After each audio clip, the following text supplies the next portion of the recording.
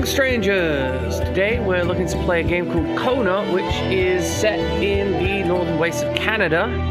I mean, not all of Canada is the northern waste. You know what, the sound is kind of loud. We're going to adjust that. I'm going to make some modifications so we can't level that out a bit.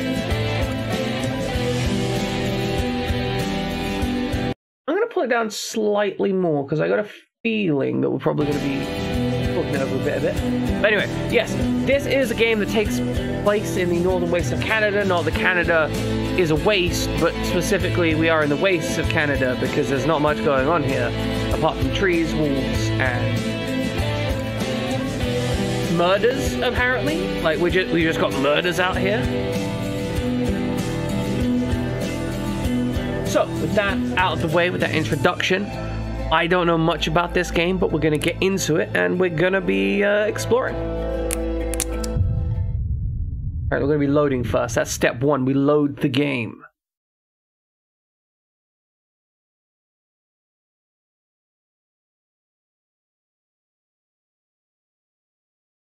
It's a pretty long loading screen, actually. Oh, we're in a car. Northern Quebec. Carl Well, I don't want to call Quebec a wasteland. People might get upset. That is to say that ever since he returned from Korea, after having served with the armed forces, he had been working as a private investigator in Montreal. Okay, so we're a private investigator. Hamilton, a rich industrialist, had gotten in touch with him regarding a simple vandalism issue. Nothing to write home about. Not worth hiring a private eye either, just so he can drive for hours on rough roads. Oh yeah, but that's littering how classic. it had always been. The client pays, Carl gets it done. Like, we are just instantly out here to ruin some stuff. Yeah, exactly. Now We've heard this wasn't before. a good time to wander about. Hamilton was still out there. Not gonna lie, I love the narration. Can we turn that up, actually? Is that an option? Sound, audio options. Okay, what we're gonna do is we're gonna reduce the music volume and we're gonna reduce the SFX. Hold on. Do you see a problem with this slider? Music up, music down, music up, music down. SFX. Anyway, let's, I guess that's what we're going with. But okay, this means I could probably bring the volume up again slightly. Alright, there. Oh, he's just enjoying the air conditioning? This does not look like air conditioning. Oh, the fuck is wrong with my eyes? I look out the window and it blurs my vision. Is my character drunk? I mean, LA Noire is a cool game. I do want to play that on stream. They had set up to meet at the general store, his client's business. Well, actually, the entire village had William Hamilton's name written all over it. I mean, you know, it's fine. We're going to help this guy called Hamilton. Welcome in, little Lady Red. Glad to see you got first.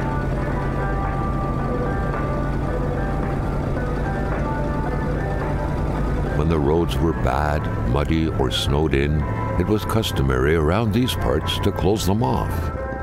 But it was also customary to ignore those signs entirely and drive there anyway.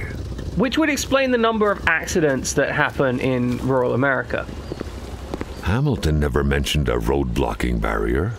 Why was it needed here in the back of Beyond? That would, however, be a mystery for another day.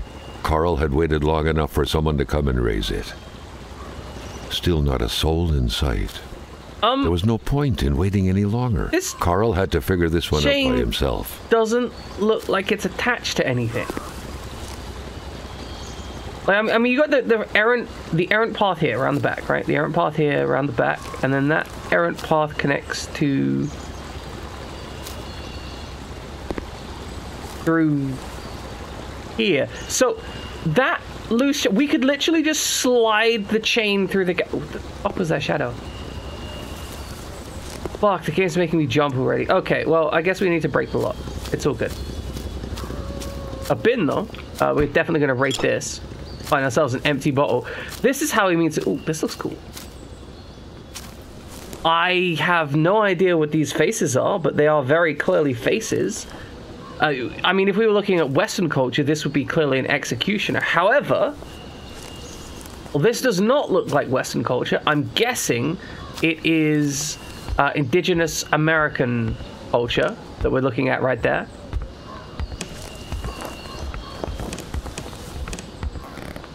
I believe the game initial... we got fire... we got matches, and we got a pincer.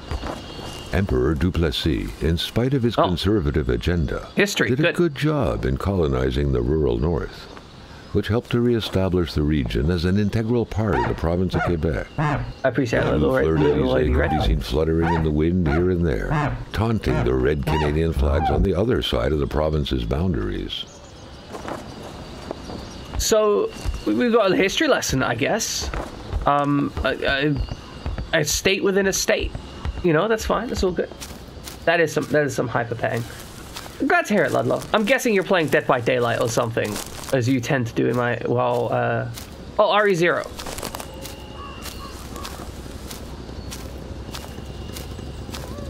You been enjoying RE0? I thought RE0 was good, but... well, can we take a break? How often does a road need to be closed to require 2 picnic tables at this gate? That's a good question. That's a really good question. How often is this thing closed? Is there anyone here? Can we grab a rock?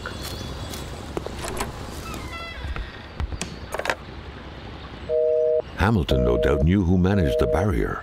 Carl wanted to give him a call, but that would have been too easy though, as sure enough, the line was acting up. Wonderful, line's acting up, beautiful. So what's interesting about this, right? What's interesting about line acting up is we've actually got a signal which suggests that there is functionality to... is that bird just sitting on that? I genuinely can't... there is just a bird sitting... Get off the line, asshole! Take the rock. I want to throw the rock at the bird, but we can't. Okay, I guess we just need to break this open. Hamilton is waiting for Carl in the general store. It was time for him to get down to business. Why are you cutting the chain in 2 places? What kind of asshole are you? You only need to cut it in 1. You'd been fine. My character's a jerk. And also, he's just going to steal the pliers. It's a shame that Billy falls to his death in that game, and you never see him again. William Hamilton enjoyed a lavish country house built in the very heart of the northern forests, not too far from here. I actually died a whole bunch of times on that particular section. Okay, so we're just rolling along, nice and casual. The local populace was divided when it came to the affluent man. Some saw a wealthy philanthropist dedicated to improving the region's economy. Very chill opening. Others an aging Englishman who would do anything to further his fortunes. And those ones hated him enough to go on about scheming against him. Hamilton had recently acquired a few local businesses. Oh, but the last that straw kind of was the reopening of a mine, which gave rise to a wave of protests and threats from the Cree people. Given these circumstances, okay, so we probably got the Cree people. That a good number of people must be feeling compelled to oppose Hamilton in one way or another. So far, only the industrialist's house had been a target, but soon enough, Carl thought, the target Can we look at this? would become the man himself. This is a trash dump here.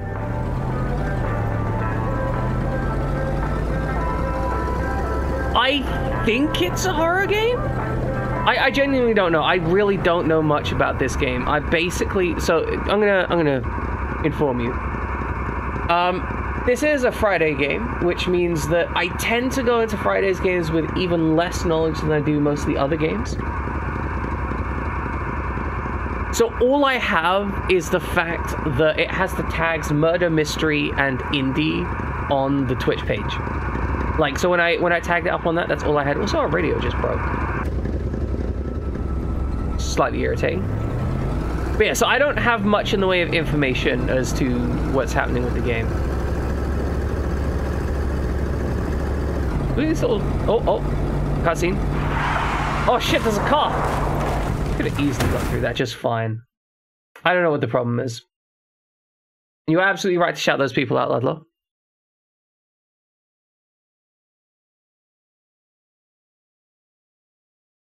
Okay, so we just get KTFO'd for a few hours. We are done for. Absolutely ruined. Oh, we got survival meters. To get out of there. The cold and the pain required urgent care. And now there is a blizzard. This looks like it's been snowing a month with how much snow is down here. Like, this is not standard levels of snow. This is huge amounts of snow. Oh, that is a very cool opening roll. I like that. Very pretty opening roll. Okay, is this other guy dead? The driver had taken off. Oh. It was still best to check it out and leave nothing to chance. Carl may as well needed loot all help. this shit. What does this say?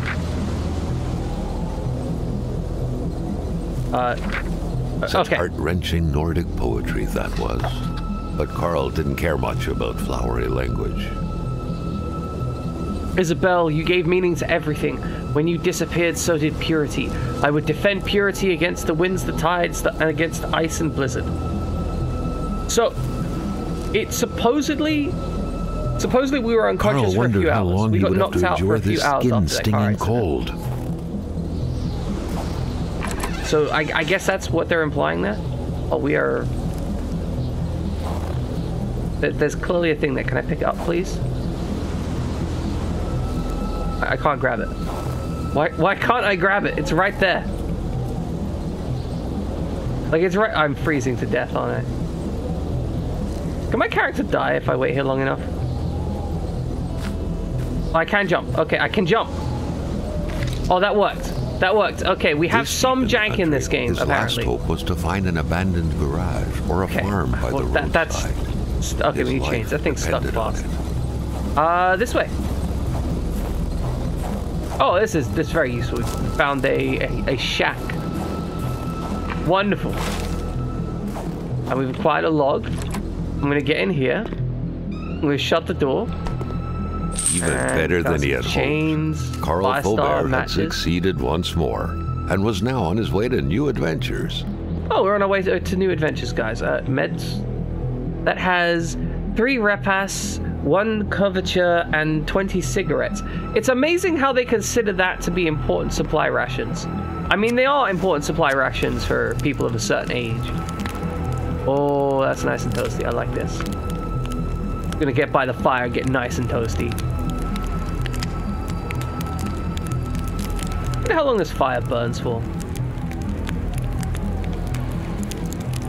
You know, I've noticed that I play a lot of, like, disaster survival games, and I would argue that a sudden blizzard like this counts like a disaster. Let's take an extra log just in case. But okay, we managed to heal up, we managed to get chains, and we've managed to get some fire. Which is kind of what we want. Alright, another one of these outposts. What are the purpose of these random outposts? Like, what function do they serve?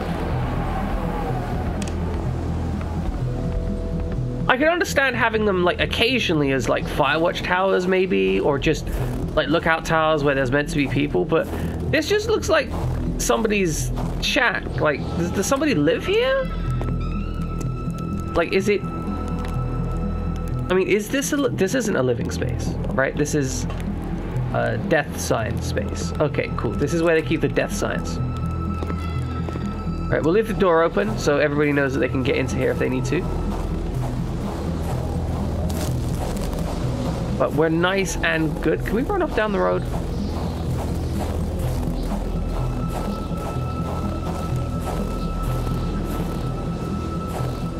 Okay, apparently not. There's like an invisible wall up there. I gotta wonder, right? What is our objective? We want to be... It could be a hunting thing. That's fair. We have just got into a car accident. But that could be a hunting thing. Carl is in bad shape. All right, I need to tend my wound. How do I tend my wounds? Consume wounds? First aid kit. My wounds attended. Car is stuck. Let's try this. See, we saw the lay chains thing earlier. Okay. Our brain is going. We have more brain and we have more car.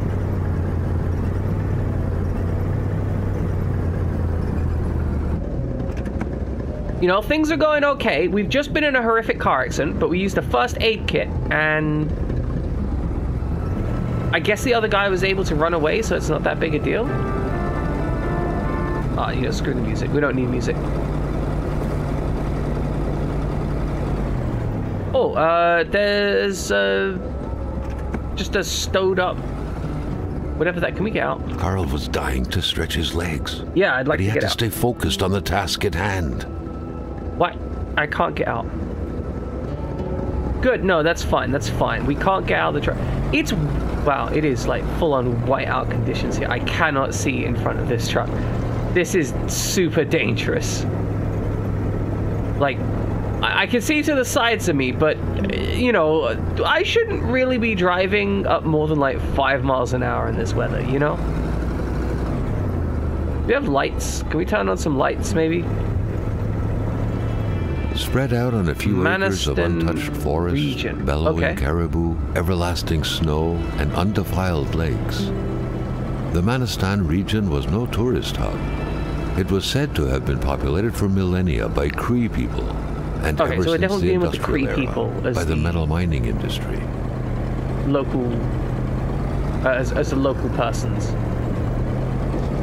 And yeah, no, having a narrator would make life so much easier. Just constantly, like, gently be like, oh, yeah, but instead of doing that really dumb thing, he didn't. Like, oh yeah, he spent the entire day staying focused on things. Oh, I'd love to stay focused. The truck was running on fumes. Good thing that the general store was close by. Okay, general store is close by somewhere.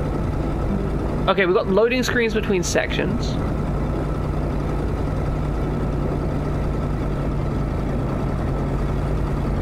I'm driving like a drunk man. I know. It's because I'm drinking with one hand.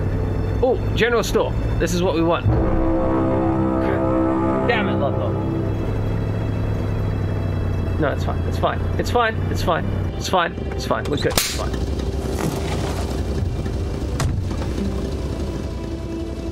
Okay, so we're at the general store. We get the fuel pumping? The pumps wouldn't surrender their divine nectar so easily. In all likelihood, I like that they had to narration. be switched on from inside the store. The pumps wouldn't surrender their divine nectar. How? That's just some incredible narration. The milkman had to drive by every week to fill the bottles. The fresh milk indicated a recent visit. Can we take the milk? Can we not take the milk? A milkman had to drive by every week to fill the bottles. We'll close that. Keep it cold, the fresh milk indicated a recent visit. Oh, we got bricks. We've got an outhouse. There's definitely going to be someone in the outhouse, right? Ooh. Okay, this place has been visited by... What is that? I'm going to investigate that in a moment. Nothing in the outhouse. We can't get in there. It's broken. It's fine.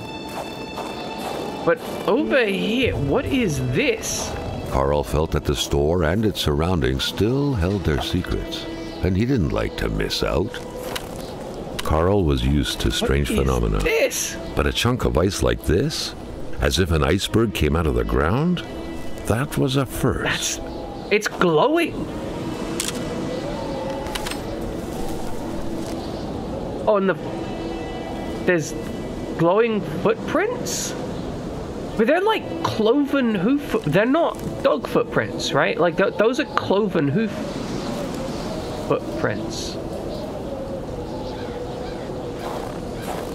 What the fuck?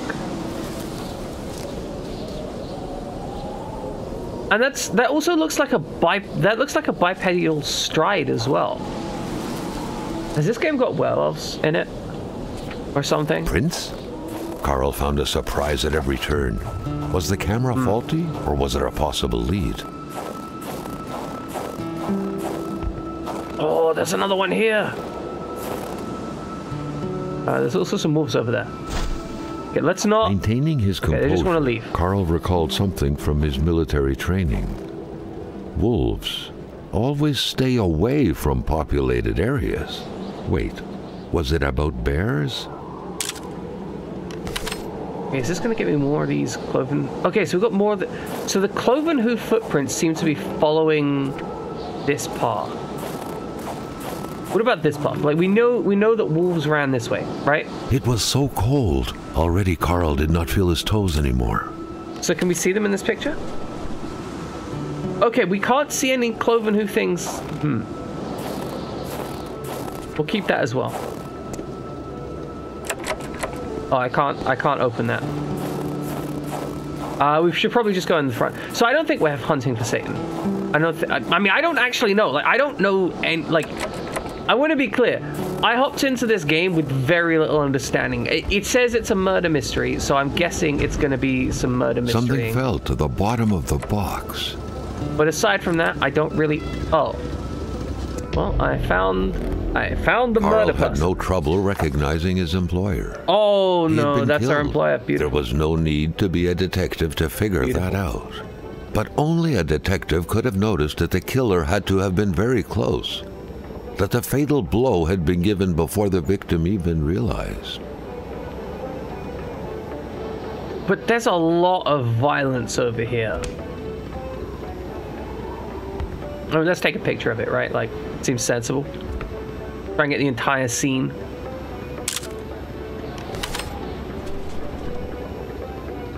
Cool. But we're the detective, so... Carl felt a chill down his spine and had a terrifying realization. Oh. If Hamilton was dead, then who was going to pay him? Good question. Like, let's just leave. Like, this is no longer our problem. We're not getting paid. What could be inside that envelope? Carl was taken aback. John he knew this address. It was said to be the address of the P.O. box for the Canadian Secret Service. Wait, he's involved with the Canadian Secret Service?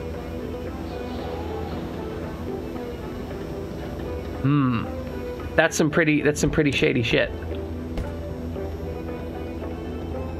This place is a mess. Yeah, let's get a picture of that. That seems important. That or the Canadian Secret Service is so secret that you just don't know about it. I'm glad you're really enjoying it. Like, we've got a unique exploration going on here. Mysterious unbranded cans. You know, it isn't that mysterious that these cans are unbranded. What it is people are poor, and so when the labels fall off the cans, they just sell them really cheap as unlabeled cans. Because, you know, people are poor. Okay, so we've got some maps of the area. Didn't even travel half the province of Quebec to come here. Right, because Quebec is like a big province. Like, it's not only is it big, but it's also got a lot of terrain issues. Yeah, I think it's okay to steal from the general store at this point. The general store also serves as a post office for the locals. I respect it, Amayo Shindari. Hope everything's going well with you. Manastan, Quebec's Klondike.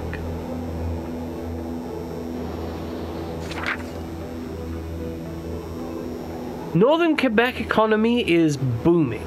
The north of Chibougamu's area population will soon reach 30,000 souls, along which thousands of happy families will be prospering thanks to the hard labor of their fathers, who will be contributing valiantly in expanding Quebec's national wealth. Mines and hydroelectricity, hunting and fishing. The true Canadian dream. Turn it into your reality now. I like this little ode to the kind of sexism of the era, right? Because we're obviously, you know, we're I'm guessing, like, Korea, so 1960s, 1960s, 1970s, that's what I'm thinking this is based. Not entirely sure.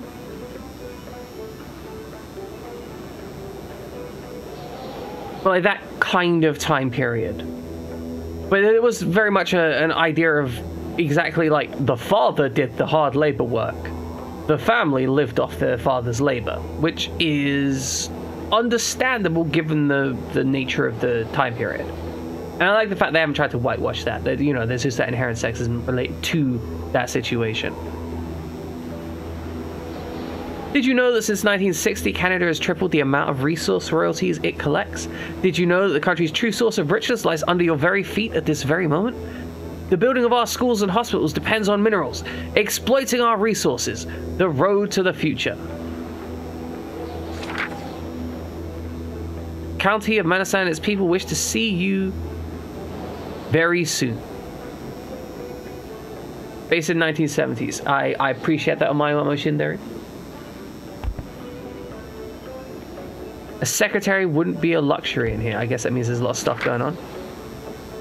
To open the register, punch the price, 2 numbers minimum, press sale, turn the crank 2 times, punch the machine if it doesn't work. So here's another thing I really like.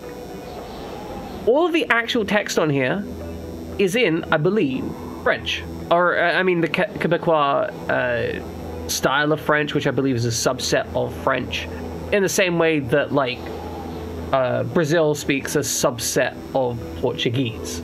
Like, they're very interrelated languages, but they're not perfectly one-to-one equable, from what I understand.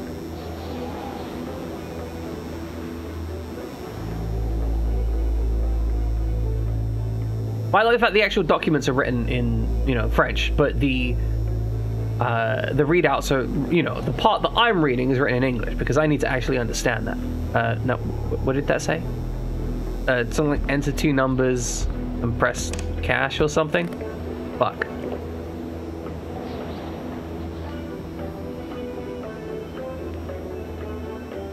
Right, but my understanding is, generally speaking, someone who speaks Quebecois and someone who speaks French could have a perfectly understandable language with each other most of the time.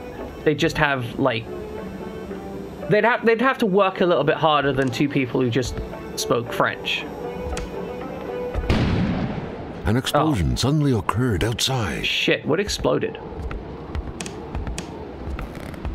Yeah, Mr. Kwaidesu is the local language expert, being that he is at least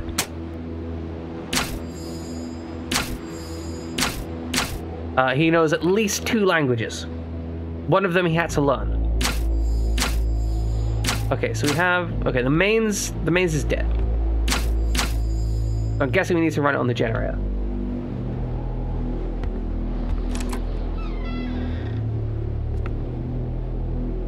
English is an awful language, right? Like, English is a absolutely disgusting, offensive language. Like, it is dark. It's recommended to use a flashlight or a lantern. Thank you for that, game. But I just want to discuss, right?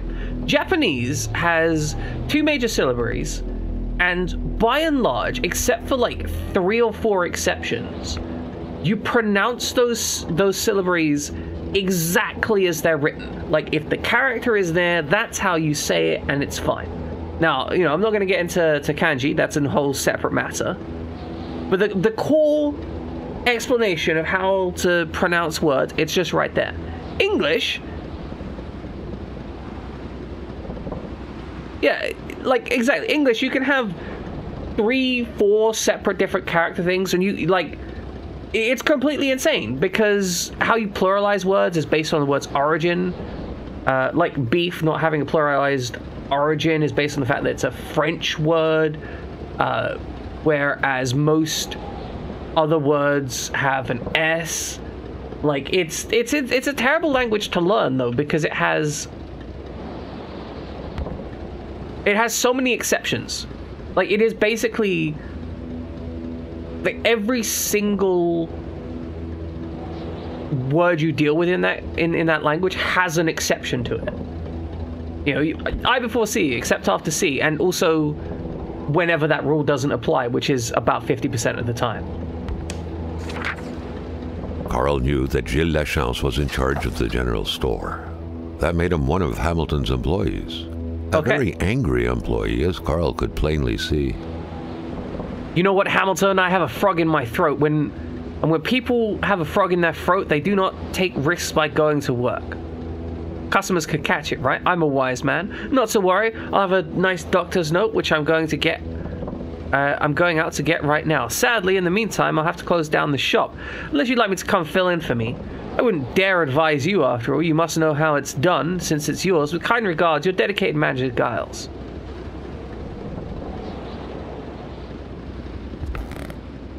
Alright, does the phone work? The snowstorm pummeled everything in its path. Carl was not surprised when he heard no tone. I mean, at least there's a reason for it being out now. Alright, we got no power. But yeah, like, the English language is, I think, a problematic language. Oh, I got my camera out for some reason. Apparently, right, we're going to take a picture of the register so they know I haven't stolen anything.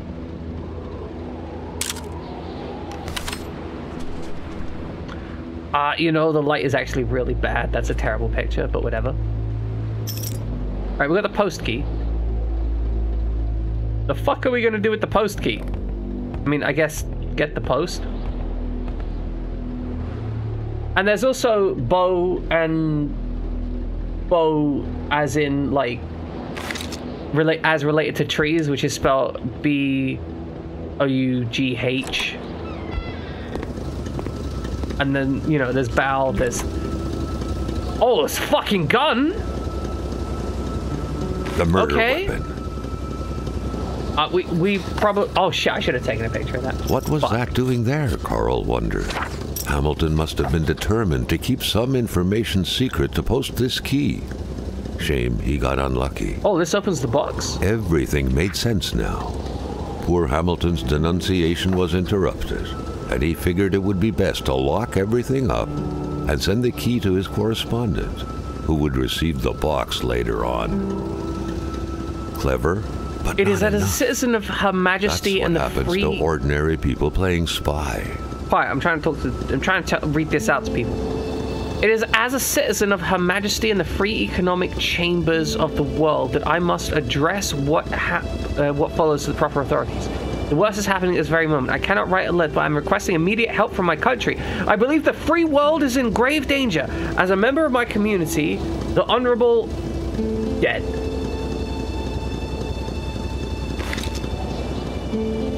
Yeah, homonyms are awful. Like, they can make for good wordplay, but I feel like English has way too many of them. And also way too many, like... words that are spelled the same, but said differently. Alright, we can open this door now. We couldn't open that before for some reason. We can open it now. Guess we don't need a flashlight out here. Now, there's a fire out here that we need to consider.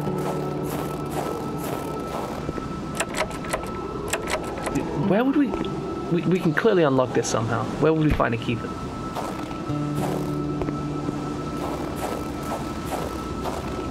But, like, you know, don't get me wrong. I understand why English is the way it is, but I also understand why people trying to learn English struggle.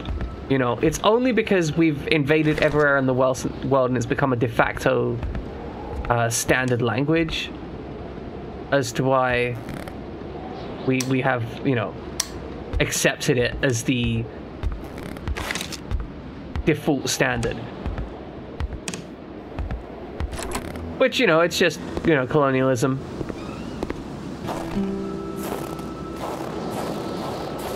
Okay, so there's clearly a generator somewhere. Where would the generator be, do you think? Like, if I had a generator and I had to deal with this cold weather, I would probably put it over here, right? Tough through and thought? Yeah, exactly. That is a terrible sequence of letters. Only a monster would do that to someone, right? We don't need a fire right now, I feel. My footprints are going to be all over this damn place. Awful, it's terrible. Yeah, where would we put a key? Let's shut that up. Maybe we can search... Oh, duct tape and matches. Can we open any... Let's take this out. Oh, I think this is tobacco. Because I believe tobacco used to be sold like this. And we got the garage key. I think that on the right was matchboxes. According to that log, it seemed like the whole village owed some money to the general store. Carl was far more interested in the bunch of nearby addresses he had just gotten his hands on, though. Okay, so we got a bunch of addresses of people that owed money. But I'm not sure really how that helps us. I mean, we're going to take that information, I guess, regardless. Okay. So we now have the key to the outhouse, the garage, I guess. So let's go investigate that, see if we can't find some kind of fuel. Yeah, like there's a cable linking them, right? Like there has to be power over here that we can make use of.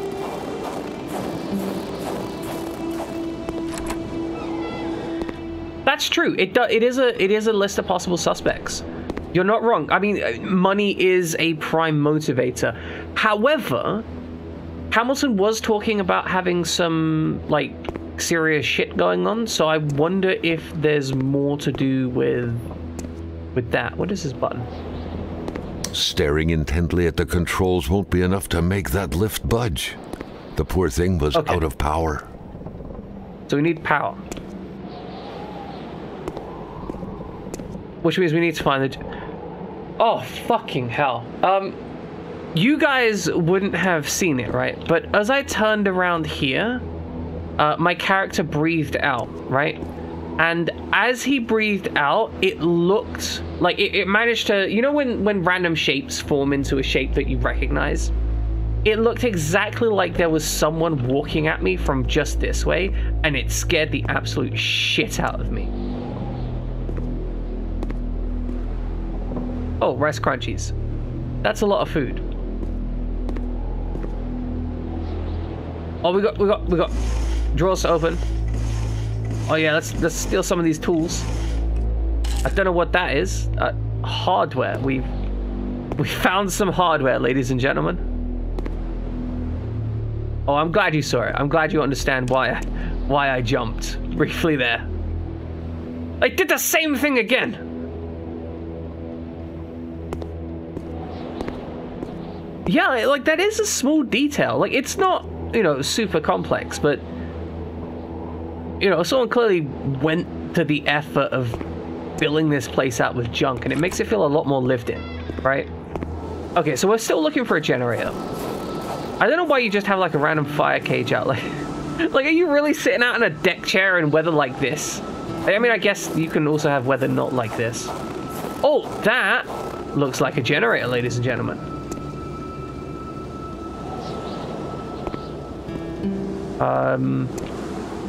Carl was no electrician. Oh, I need... But he could identify a wiring problem when he saw one.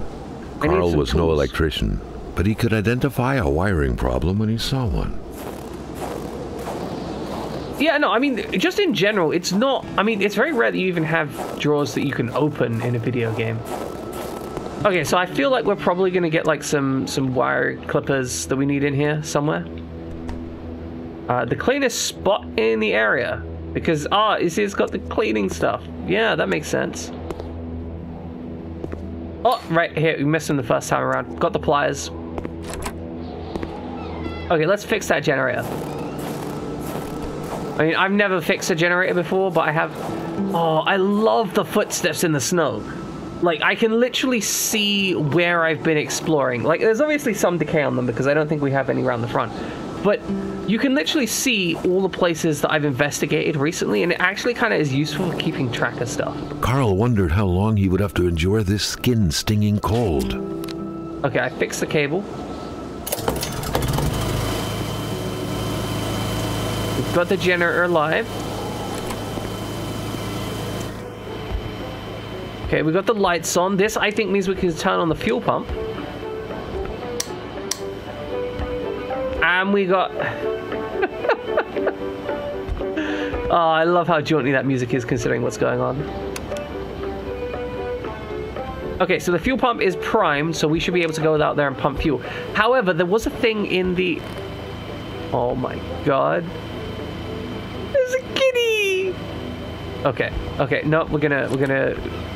It's a cute cat, though. It's a very cute cat. But we're gonna go this way for certain.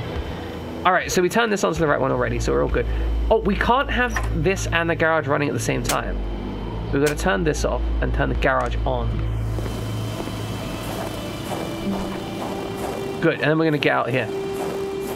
Our character's actually pretty toasty, so we're fine. Though it seems like we can only spend a couple minutes in the cold. All right, we got the light. Excellent. I'm going to push this button, and then all of that shit's going to fall apart.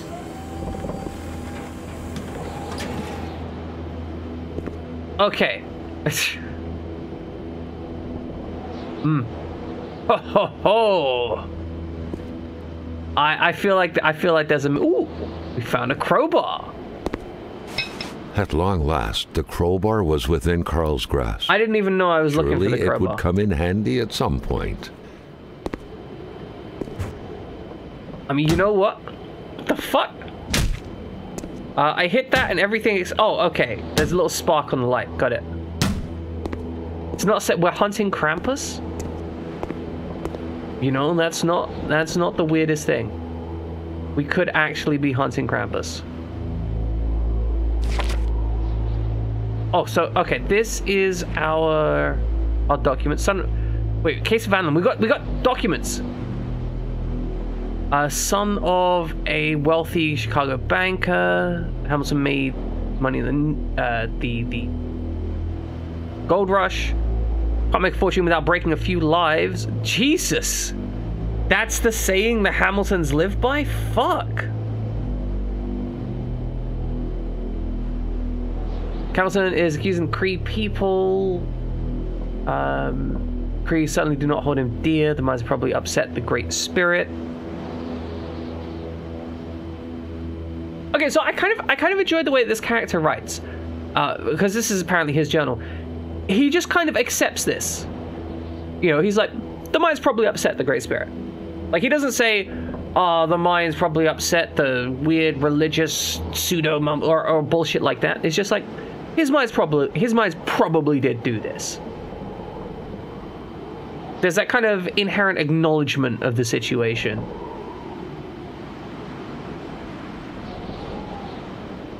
Which, when it comes to, like, the indigenous peoples of North America, that's not something that was very common. There was a lot of anti-indigenous sentiment around, especially at this time. I was here to investigate some window smashers, but I end up with a dead body on my hands. Hamilton was murdered. I need to shed some light on this. What an upgrade. I mean, we could just leave. I feel like it would be completely reasonable for us to just go home. But maybe our character is just the kind of person who can't. Right? Like, maybe he's the kind of character who just, like, once he gets his teeth stuck in something, that's it. The Polaroid. That's what he's doing. Carl's long-standing and faithful ally had seen his share of husbands caught red-handed cheating. There's always something out there waiting to be snapped away. The writing won't let me go home. Yeah, no, that's it. That's exactly. Oh, okay. We need to switch over the power.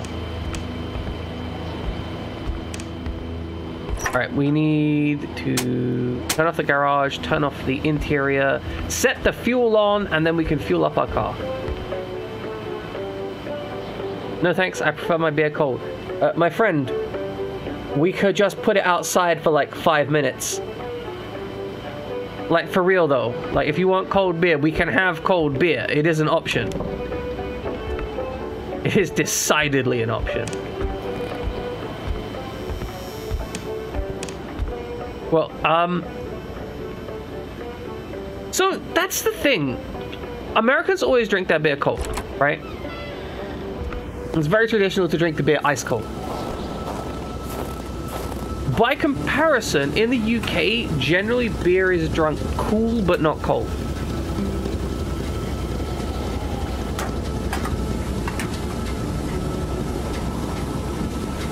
Oh, we can get gas cans. Okay. We might be coming up here for gas. Do we have a map? We do have a map. Carl knew straight away where to find the infuriated Gilles Lachance. Any good investigation would have to start there. Okay, so we're gonna start by... I'm gonna close the doors just for you, His Hero Frogginess. Okay? Just for you. It's just because I care about you. Shut everything. We'll leave the light on, though, because I want people to know that the place has power. And you know what? We'll even go back to the garage and shut those doors as well, right? There we go. Actually, So the game says that we should follow Jean Lechaude, I think his name was. I can't actually remember. But I don't think that that is the goal. I think the goal is, in fact, to follow the marks. Because I almost forgot about this. But there is... You're opening a couple of drawers just to piss Frog off. I mean, fair. But we found this, right? And as part of the pathway, we found... Can we look at our pictures? Documents. No, I like this menu, by the way. This is a pretty nice menu. Carl, ever diligent in his work, always carried his log on him, in which he scribbled down thoughts and leads alike during the course of his investigations. No, I don't want to throw the picture away. I want to look at it. Let me zoom in. Wait. Next section, previous section. That's not it. Wait, where'd the picture I go that had the feet in it? There was a picture with the footsteps in it. Hold on.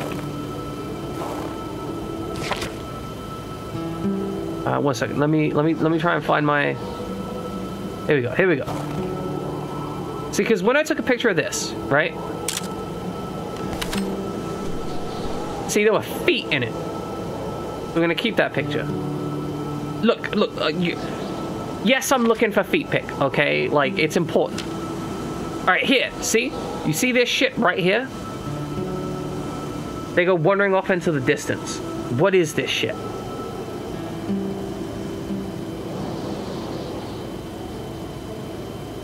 They're clearly cloven-hoofed. All right, we gotta follow this shit. This is a terrible, terrible decision. But why are they glowing? Carl was beginning to know the store and its surroundings like the back of his hand. Oh, I like. I'm gonna take a moment just to separate out. I love the fact that like we were looking around the store and stuff, and we were finding stuff, and that was cool. But now, once we've discovered all there is to discover at the store, once we try and leave, the game's like, hey, you found everything. Just letting you know you found everything. You can go and explore. Had sought. It's very cool. This is a terrible decision. Like, what the fuck?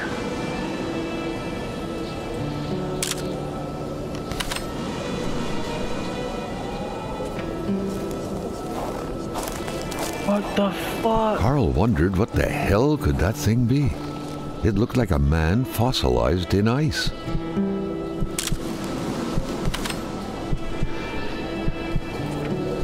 Are they his footsteps?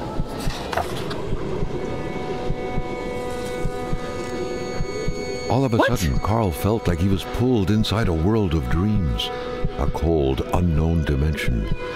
Somehow, self-control was slipping from his grasp.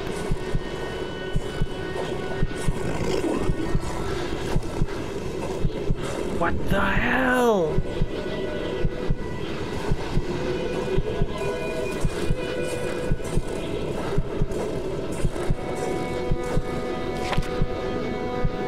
To all appearances, this was a hunting log. Better yet, a war diary. The beast enjoys long slumbers. Its sanctuary seems impregnable. Ice is everywhere. I need to exercise patience and wait for it to come out. To think like a hunter. The beast often invades settlements bordering on the lake. It terrorizes the white people. They could never see it coming, but they feel its presence. A cold dread grabbing at your innards. The beast excites the wolves, makes them more aggressive. One attacked me. I had to cut its throat. The blade digging into its flesh and the sound of a taut wire. The beast is getting closer to the villagers. It moves at night. It brings heavy snow and strong gusts of wind along with it. I tracked it to no avail. I do not know the white man frozen in the ice, but I do know this. It is the work of the beast. It attacks curdle the blood of its victim. White men know nothing of this force of nature. I touched the ice imprisoning the white man. I saw things, but I do not understand them. It was as if past and present were one, or as if I was a spider, and with my 8 eyes I could see backwards and forwards simultaneously. This beast, this creature, is not of this world. I must find this beast again, and if necessary, eliminate it. What the... tarnations, bananas... Was this where the beast, per se, picked up the track? What could these engraved numbers mean? 739. A fresh path suddenly appeared before Carl. It did? Okay, we got more stuff to explore. Oh, he's being like rounded up, but no, those wolves are ignoring him. So he came over here, he ran down here and tried to find something. Or bury something, maybe? And then ran? Wait, is... It looks rather like our truck.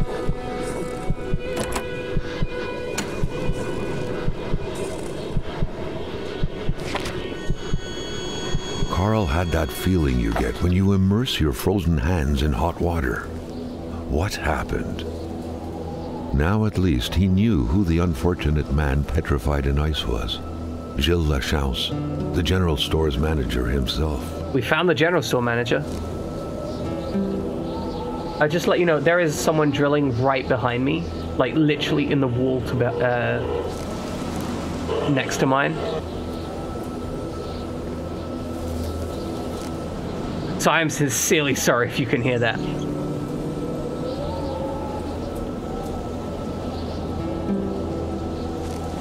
But okay, so this is Jean Lachaude's.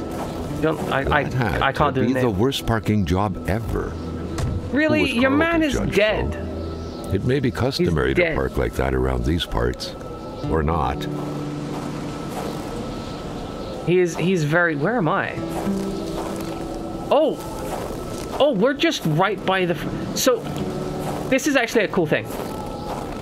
It would actually be reasonably possible for you to come out of the front of the... Carl wondered how long he would have to endure this skin-stinging cold. But it would be very possible if you just come out the front of the general store and then just find the thing that you need. Alright, we're going to go back in here and in the warm.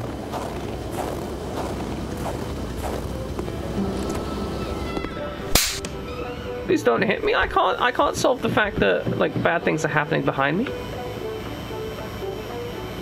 Okay, let's take a brief look at our inventory.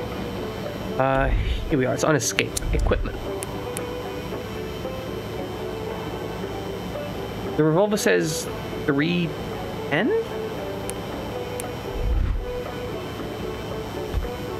I think that means we have 3 shots.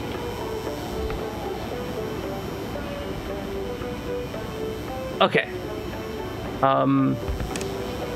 It doesn't look like he's aiming much. I'm gonna be real with you. Okay, so we do have a revolver if we really need it. We're just going to be handling the murder weapon. I think probably going to be using the crowbar a fair bit, right? That's going to be the main plan of action.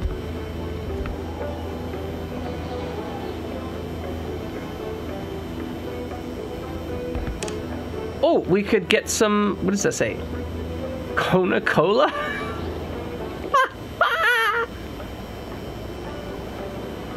Ladies and gentlemen, that is Kona Cola, the only cola. Oh, I'm just trampling over the corpse. Never mind. Just ignore that. Okay, so let's. I mean, we found Giles. He's dead. Like he's very dead. He is 100% dead. He's not alive anymore. He's not coming back to life. So our goal then, get in the truck. Oh, the window's all frosted up. That's super cool. Okay, so let's take out the map a second. Where is our goal? Because we found the Giles fellow, and he's dead. And then we have some random addresses, and one of them has a plus next to it. So maybe that's our goal? Like, we just go to the plus? I don't know how dynamic this map is. So I guess we just want to go left and across the bridge. Okay, so let's first get out onto the main road. Okay.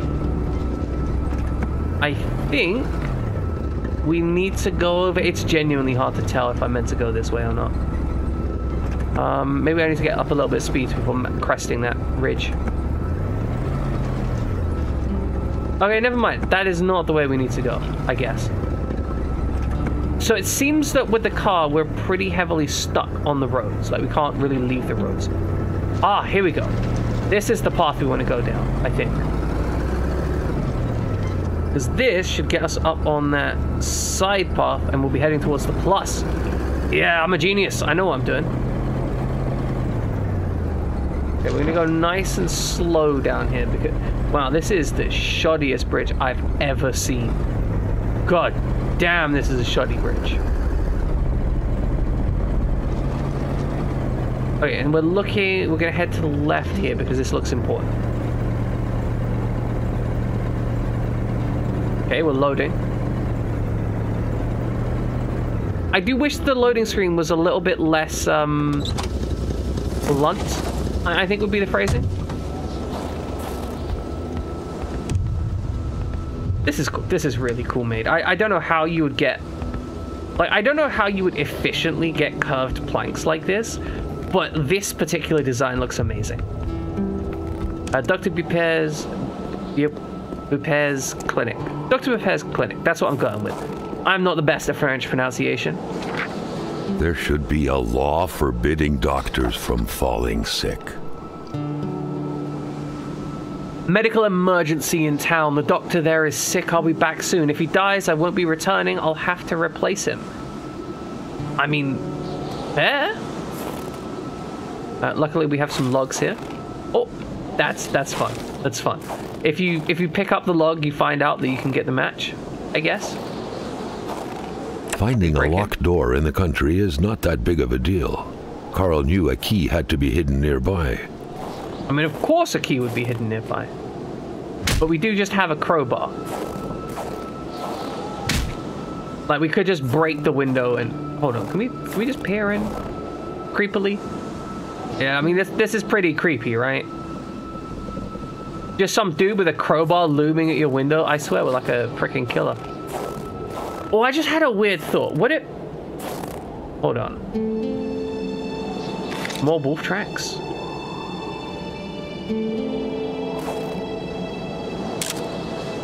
Is this going to be another cloven hoof dude?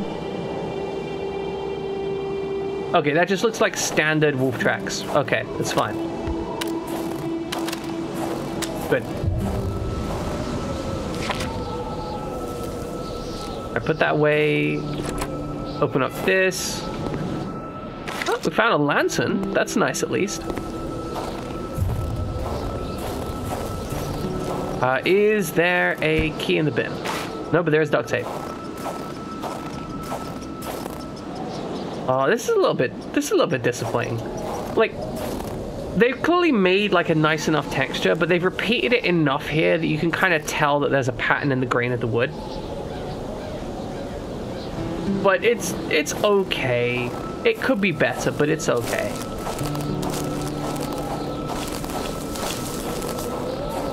Okay, where would you put a key if you were putting a key somewhere? S'il vous plaît, so please utilize the other door. Please use the other door, I think.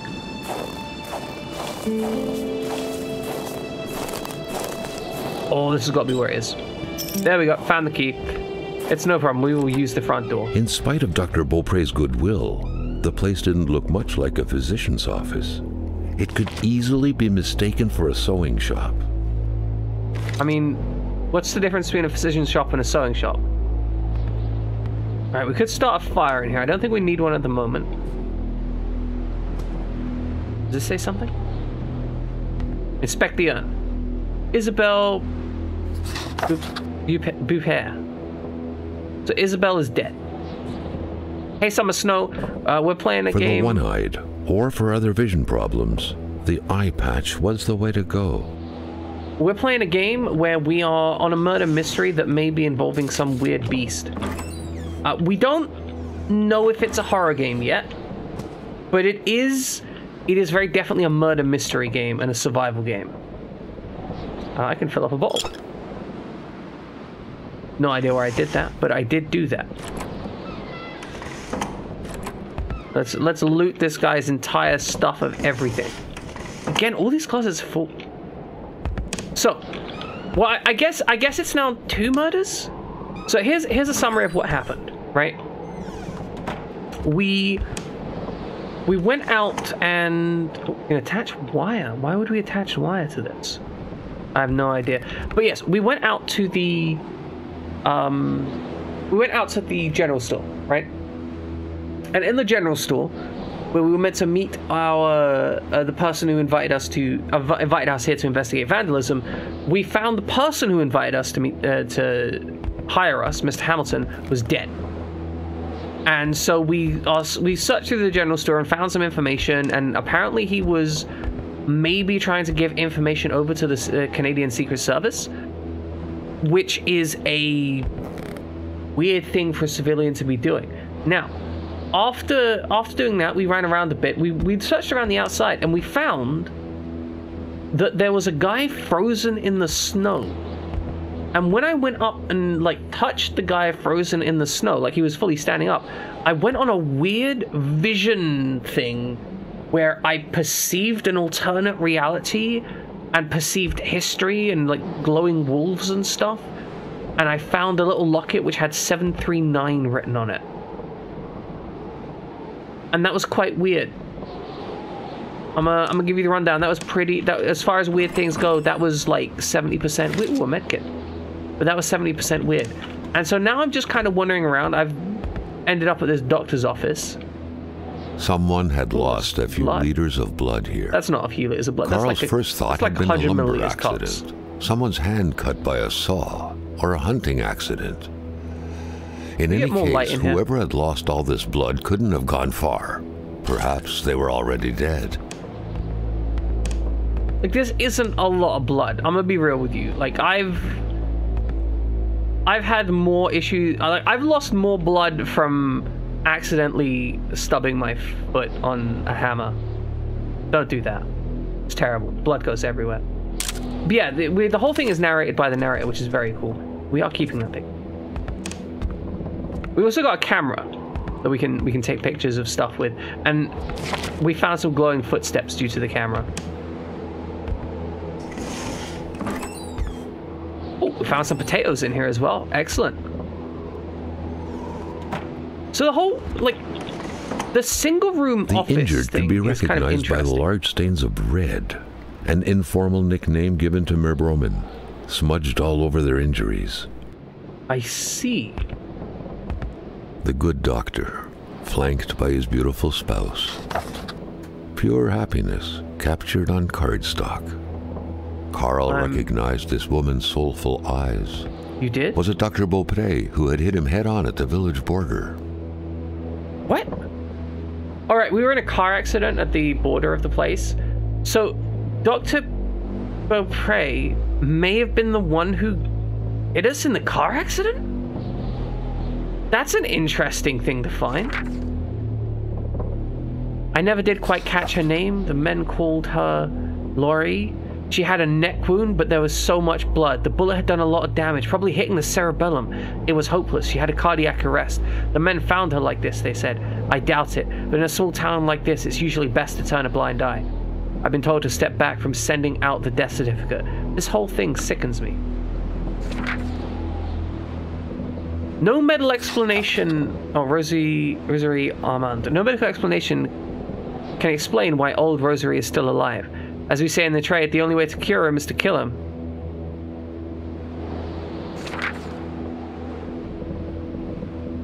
All of the symptoms point to the same root cause. She's pregnant. She refuses it. She denies it. I'm willing to bet her husband is not the father. Let's just hope it's not Everett Lockhart, or she would have an illegitimate child and syphilis on her hands. Is this really the notes my man here is writing? Hey, Shadowlink 61. There was no William doubt Joseph that the Hamilton. doctor and Hamilton knew each other very well. Haughty, which cannot be cured. Chronic foot pain, cannot walk long distances. And rich, I'll cure him of that one day. Jesus Christ. No respect there. Doctors used light-reflecting frontal mirrors to look inside the patient's cavities. That Yes, was a indeed. bit unsettling. But back then, it was pretty much always the case with medicine.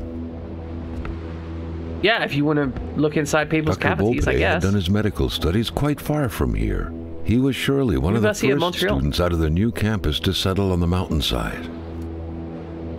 Excellent. Communist A communist manifesto. Only a few years ago, this type of allegiance meant prison time. And even at present, the Western world was very wary of the Soviet threat. Why would the doctor own such a book? Because he Nobody is kills a rich patient to start a revolution. It didn't make maybe any because sense. he likes to know things. He had to dig deeper still to understand. Luckily, that was Carl Faubert's specialty. You know, I gotta be honest, if we were the American police force at this point in time, our entire thing would be, oh, you know what happened? The doctor killed Hamilton because he's a communist. Problem solved, go home. How you doing, Shadowlink? Hope you're doing well. The history of all hitherto existing society is the history of class struggles. Freeman and slave, patrician and plebeian, lord and serf, guildmaster and journeyman. In a word, oppressor and oppressed. Stood in constant opposition to each other. Carried on an uninterrupted, now hidden, now open fight. A fight that each time ended either in a revolutionary reconstruction of society at large or the common ruin of the contending classes. In the earlier epochs of history, we find almost everywhere a complicated arrangement of society into various orders, a manifold graduation of social rank. In ancient Rome, we have patricians, knights, plebeians, slaves. In Middle Ages, feudal lords, vassals, guildmasters, journeymen, apprentices, serfs. In almost all of these classes, again, subordinate graduations. I don't think we need to read this. I think we're good. Difficult to read. I'm chamber decent. pot. Fortunately for Carl, inspecting it wouldn't further this particular investigation. I appreciate that, game. I appreciate that. You're like, hey, this is where people poop. And just so you know, because people poop here, you don't need to look at it. You're good. Oh, steal the man's hat. Steal the man's hat. Store in a cool, dry place at a constant temperature, they said. That is fair. Doesn't seem to be very constant. Earth doesn't look this big from here. I mean, it's not Earth. It's... My man might be kind of dumb. The doctor is apparently fascinated by history. I mean, yeah, most people are, if they actually get the chance to read about it. My nightmare. Amazing. Carl got the trembles as he imagined the excruciating pain that kind of scalpel could no doubt inflict.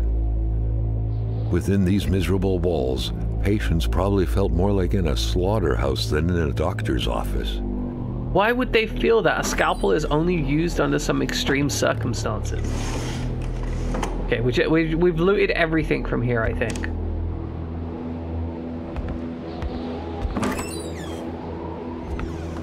Oh no, we've got some cupboards here to check. Nope, it's fine. Okay, we have actually, in fact, looted everything from here, I do believe. Okay, so ladies and gentlemen, I am going to go on my break momentarily. We found some information about the doctor, but not much about much else. We do have a list of addresses, but I don't know how those addresses relate to the locations on the map. So that's been kind of a challenge. Like we do have a map. Oh, this helps. No, this helps a lot. Everything's now okay. Yeah, no, that's fair. That's fair. There's also a hiking trail up to the north. Okay.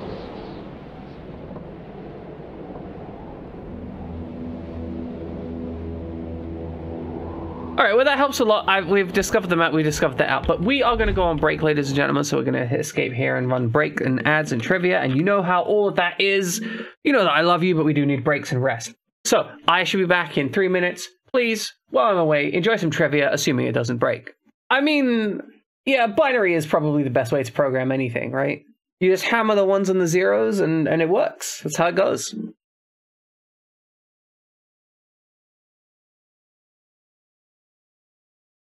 But okay, let us get back to this game. This game has been really intriguing so far. I'm excited to keep playing it, and if it continues being as intriguing as it has been so far, I think there is a high chance that I'm actually going to be playing through the entirety of it.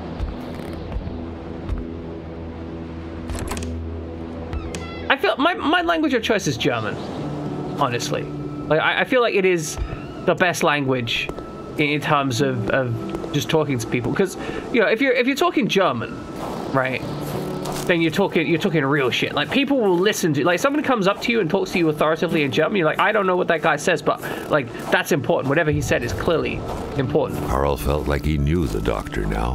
His belongings had spoken lengths about him, but what Carl had heard worried him.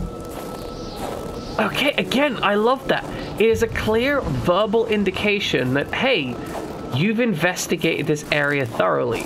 You don't need to continue investigating. You can just head onwards. I really like that. Carl wondered how long he would have to endure this skin-stinging cold. And just until I get into the truck, mate. Okay, where are we going next? All right, so we went to the general store. I think we might actually want to go... okay, so we could go check out the doctor, or we could actually go back to the general store and check out that house down there. I think maybe that's the goal. We just need to check out all the houses, right? Eventually, we're going to go check out the Hamilton's residence. But for the meantime, I want to check out the Lachance, Bedard and Roy houses. So now that I know that I can actually direct stuff, we can exhaustively search through stuff. Okay, so let's spin this car around. Luckily, we don't have to worry too much about our driving skill. Our character is pretty cold, so it might take a moment to stop off at the general store to warm up, potentially. Okay, I think this is the way I want to go. Yeah, because that's the bridge. You're starting to write code in German, it upsets you. You know, that's fair. You're allowed to be upset. It's an intense language.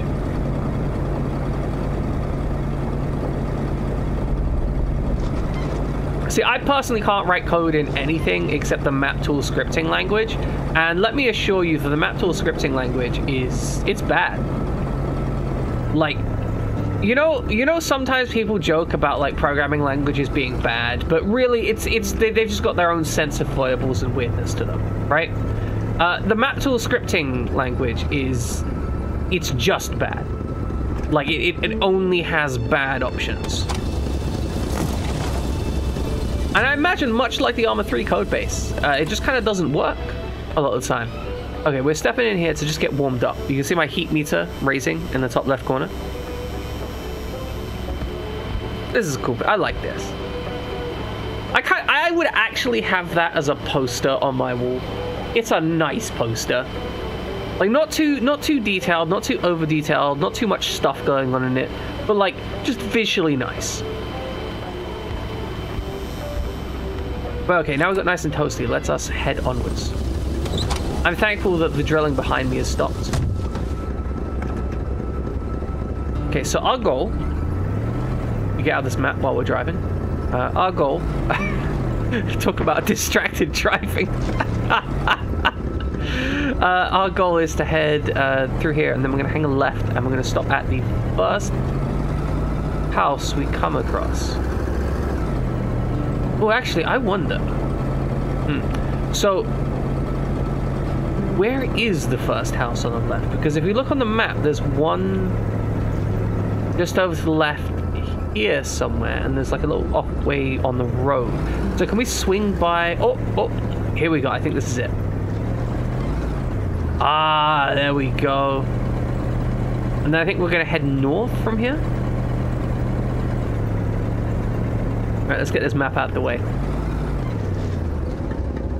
Oh, we probably can't drive up the stairs. That seems like a terrible, terrible decision. And yeah, no, the fact that, like, it's the same thing with anyone who speaks 2 languages. Especially if they learn those languages later in life. Like, it's much easier to learn 2 languages when you're young, but if you learned those, like, after the age of 20, and you just decided, hey, I'm gonna learn a language. What the fuck is this? The crossbow bolt stuck into the wooden stairs reminded Carl of the arrow that was said to have hit Achilles' heel.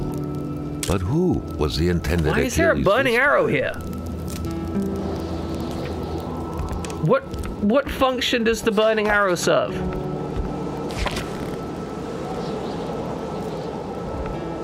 Okay, so this place was attacked by somebody who used burning crossbow bolts.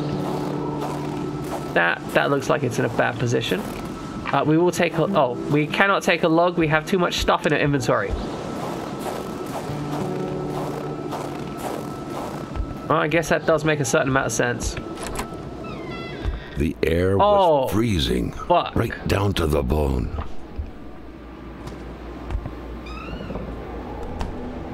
Well, this is concerning. Can we at least get some good light here, maybe? Can we switch this light on? All right, let's light this. Let's light the scene. Gotta get our photography going on. Can we open this door? Let some extra light in from here. Okay, I think this is about the best we're gonna get.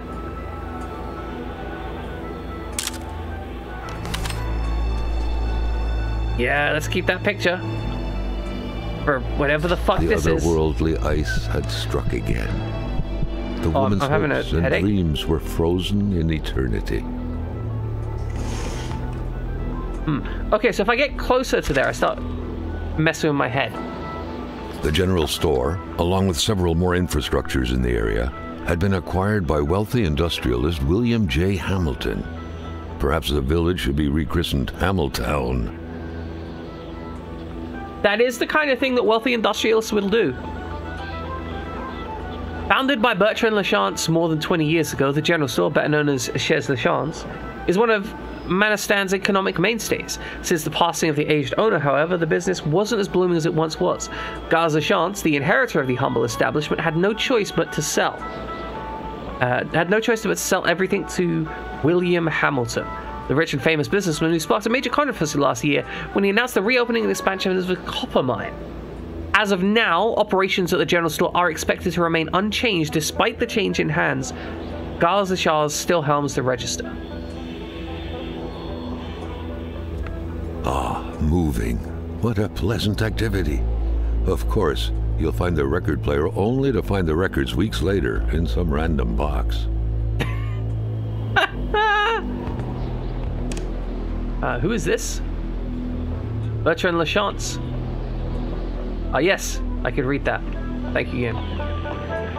Oh, the fact that radio is still on suggests that all of this happened like within the last few hours. Clearly, there was some major revamping work underway here. The place looked barely habitable. Books full of Harlequin. Well, at least they know what they're about. Oh, some cigarettes. Beautiful portrait of Gilles and Giselle, bound together by the chains of conventional love. Ah, yes, the chains of conventional love. Because all relationships should be referenced only as... A nice white coating would restore the room to its charm of olden days. I doubt it, but all relationships should be referenced as being wrapped in chains. It reminds you of the Rapture, like the event, or we just... Oh, we acquired some Polaroid film. Does that mean I can only take a limited amount of pictures? I really like taking pictures, though. Boxes scattered about. Carl didn't need to summon his detective training to quickly figure that the Lachances had just moved in. Beautiful portrait of Gilles and Giselle, bound together by the chains of conventional love. It's fine for people to be into chains, right? But it needs to be acknowledged that being chained up as a form of love is not a conventional form of love. It is an unconventional form of love. And that's fine. There is nothing wrong with that, right? But in the same way that, like, eating soup with a fork is an unconventional way to eat soup, loving someone with chains is an unconventional way to love them. many boxes scattered about. Carl didn't need to summon his detective training to quickly figure that the Lachauses had just moved in. I mean, that depends how you want to define marriage. I feel like the idea of defining it as chaining someone to you is kind of insane because it suggests that they can never escape you regardless of their intentions. And I feel it kind of it fundamentally reinforces the whole narrative of... What a pleasant activity. Of course, it reinforces the narrative only to find the records weeks later in some being random put box. out of, like, not having bodily autonomy once you get married and such. Yeah, we ban people who eat soup with a fork here. Summer Snow, that is true. The pot was They were cold, literally just about to and cook. the stew inside wasn't cooked. It's likely that poor Giselle was slow cooking it before she got snapped. What a waste. Looks like the holes in that You can tell your man's hungry to here. stay. Like, you can tell... Well, we'll investigate that as the last thing. I want to try and get all the extra information. But yeah, Shadowlink, we are exploring someone's house. That is true. Unpacked boxes suggest they just moved in here. Looks like they were repainting the whole house. Don't leave your paintbrushes in a sink like this. It's actually, like, it will gum up your entire, like, works. Don't do that. It's bad. Okay, so I can't close this. I can't close the door. I can't close it. It's impossible. We're just gonna close this and never come back into this room. That's the solution. But yeah, I wanted to explore like most of the grounds before we started investigating stuff, and before we investigate the last element of it, because I have the feeling that we're gonna work backwards and it's gonna be quite brutal.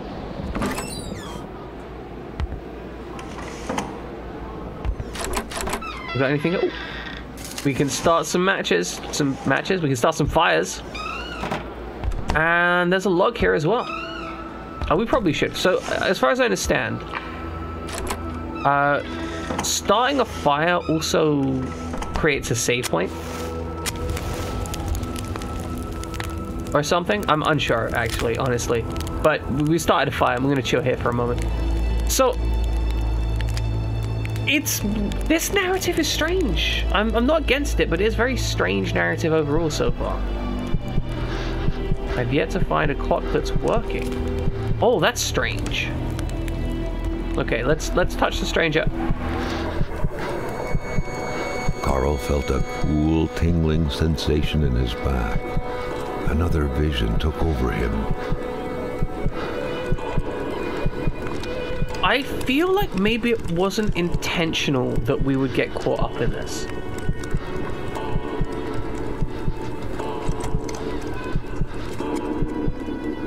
Something was hidden under the stairs. Oh! Are they spies? Hey, Ninja Killer 76. The man grabbed his rifle. Carl felt a sense of dread in him.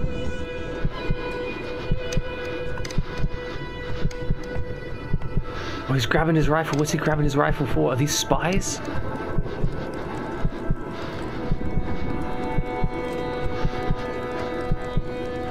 $1948. I wonder if there's a safe under there. Okay, perhaps their spousal relationship had been cooling down lately. Oh, he's talking to his wife with a gun. And then he's walking into the bathroom. Wait, is she walking into the bathroom? It seemed like secrecy was commonplace in this house. And she's storing something under the floorboards. The vision's veil was lifted, and he was back to reality. A reality in which Giselle, Gilles' loving spouse, was motionless, frozen in ice. Mother once told me when I first met Giles that I hadn't picked the brightest bulb of the lot, and the years fly by, I'm seeing the truth of his words. Always trust your mother's wisdom. That blackmailing scheme is a prime example of Giles' brightness. He is like a small dog. He thinks he's bigger than he actually is. He growls, genuinely thinking that he's scary, but everyone knows he can just be pushed aside with a little kick.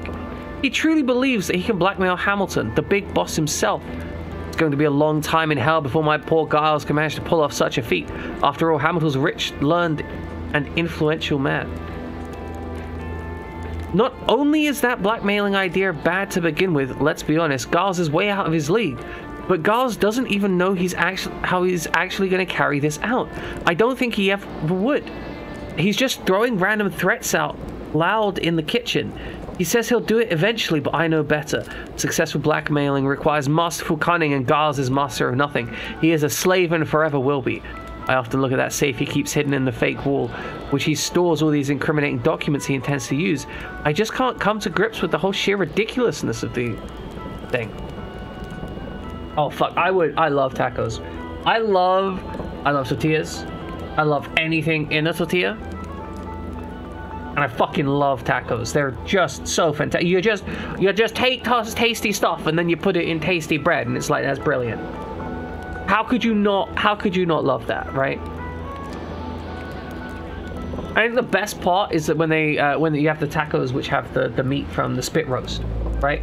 Like the vertical spit roast, and they just carve that like heavily seasoned meat off and just throw that in bread. It's fantastic. Why would you not love that?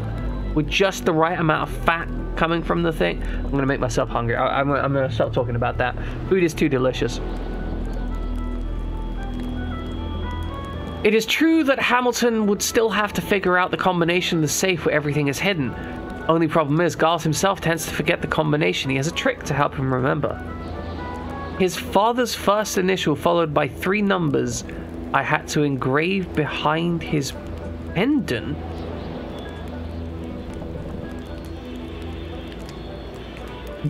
Who could possibly have a hard time remembering 3 simple numbers but my Giles?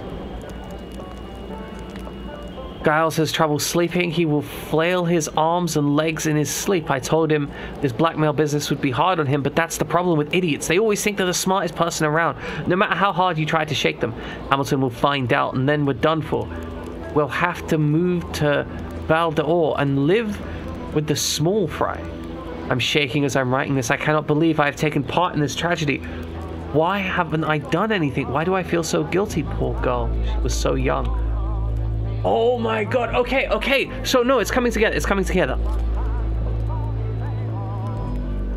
Giles was in some way blackmailing Hamilton, right? But in some element, Giles shot that girl. That girl went to the doctors, and that's what the doctor was complaining about, because he's like, oh, I shouldn't tell anyone, this is some serious business going on. And that pendant that we found were the numbers of the passcode for the safe. So it's his initial of his father plus 739, I believe it is. That's what we found in the memory. So if we go to the safe,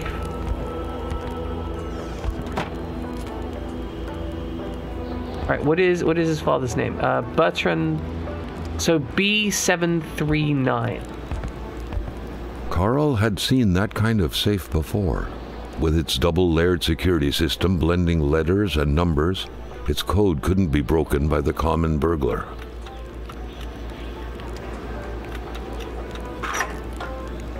I remembered it. Excellent. I am not the common burglar, ladies and gentlemen. I am the psychic burglar.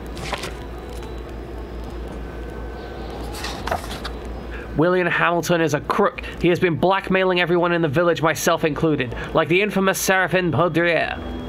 In this document is proof of every bribe paid by Hamilton to the federal authorities in regard to the acquisition of this damn mine. The fact that he has used his henchmen to instill terror within the village will not sway the tribunals down in Montreal, but the fact that he has been bribing the government officials surely will. I can already picture it making the front page. The English are all the same. We will prevail. Written in a different ink. Hamilton is not only a crook but a murderer. I do not believe in his remorse. I firmly believe that he will pay for his crime. I do not believe in native magic, but I do believe in their vengeance. Oh, yes. Oh, yes, we found some compromat. Oh, wait, no, so... So this guy is blackmailing, got a woman killed, and possibly this native magic froze his wife to death.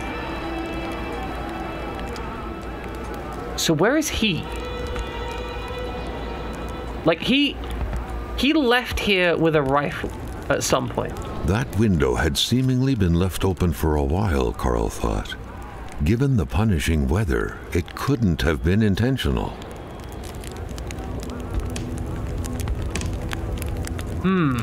So your man has to be out there somewhere.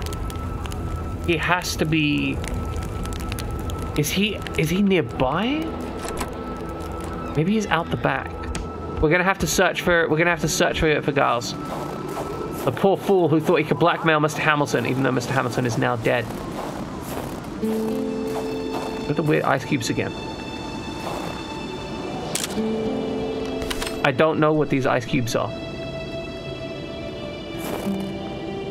Last time we found them, we kind of saw a ways away from here. Oh, that's freaking horrifying.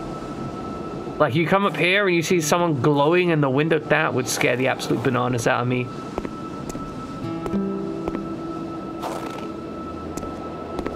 I mean, I think you'll be fine. I don't think there's anyone left to complain, honestly.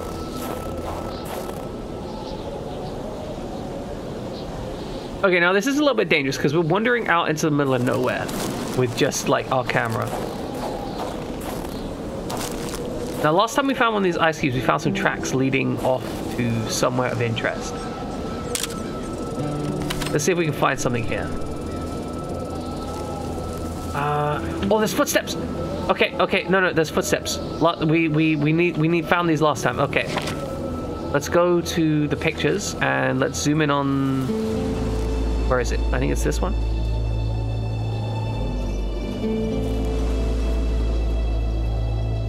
Okay, this is weird. I don't know what it's doing with my pictures. I said I want to keep the pictures. Do I not get the pictures?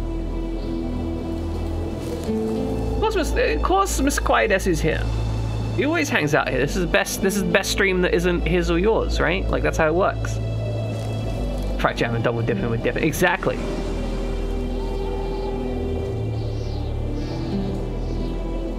Okay, so there are footsteps coming from here, but I don't know where they go. Oh, never mind. I've worked out where the footsteps go. I found him, ladies and gentlemen. I found him. Oh! Right! This was Giles. Like, the general store is just over there, right? So we've actually been here before. Because this is Giles. This was the first frozen person we found. And then we run up here, and it's his home address. Okay, I understand where we are. I can hear something. So as far as my morning or my day, it's been pretty good. I woke up, I had chicken nuggets and chips, which is delicious. I like chicken nuggets and chips for breakfast. It's a good breakfast. Not the most healthy breakfast, but it's a good breakfast to eat for certain. Then I started streaming. Like, that's how my day goes. I wake up at about 12. I eat breakfast and wash, and then I start streaming, and then I have the rest of my day. So far today's been good. We've got stream. Stream is good. I like streaming. Real talk, I love streaming. I really wish I could get a nice big audience, but I do thoroughly just love streaming. You've been known to put chicken in a biscuit, and it's basically the same. I mean, pretty close for certain. Like, American biscuits are something that truly fascinates me. I think they are a device, a foodstuff of decided interest. All right, let's... Carl wondered how long he would have to endure this skin-stinging cold. Okay, let's go to Bidrad. So just across and then turn right. So the thing is, we don't really have an exact equivalent for the American biscuit. The closest real... Yeah, like, that's the thing. They're not really a bread roll because they're more dense and they're not what I would consider... Like, if I ordered a bread roll and I got an American biscuit, I'd be sitting there going, like, what did you just serve me? This is not what I ordered, right? I honestly think the closest thing we would have would be a scone, right?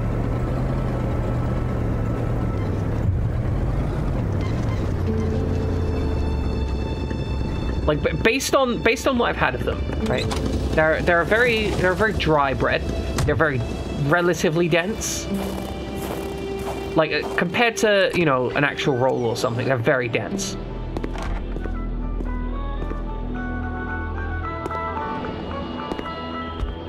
A true Catholic always strives to keep lowly temptations at bay. Obviously, Carl thought, someone in this house wasn't doing a good job at upholding the Holy Bible's teachings. Oh, we found some beer. Good, excellent. We found some beer. We're gonna take that beer. And an empty gas can. All right. I mean, we don't even know if anyone's here. We're just looting their entire thing.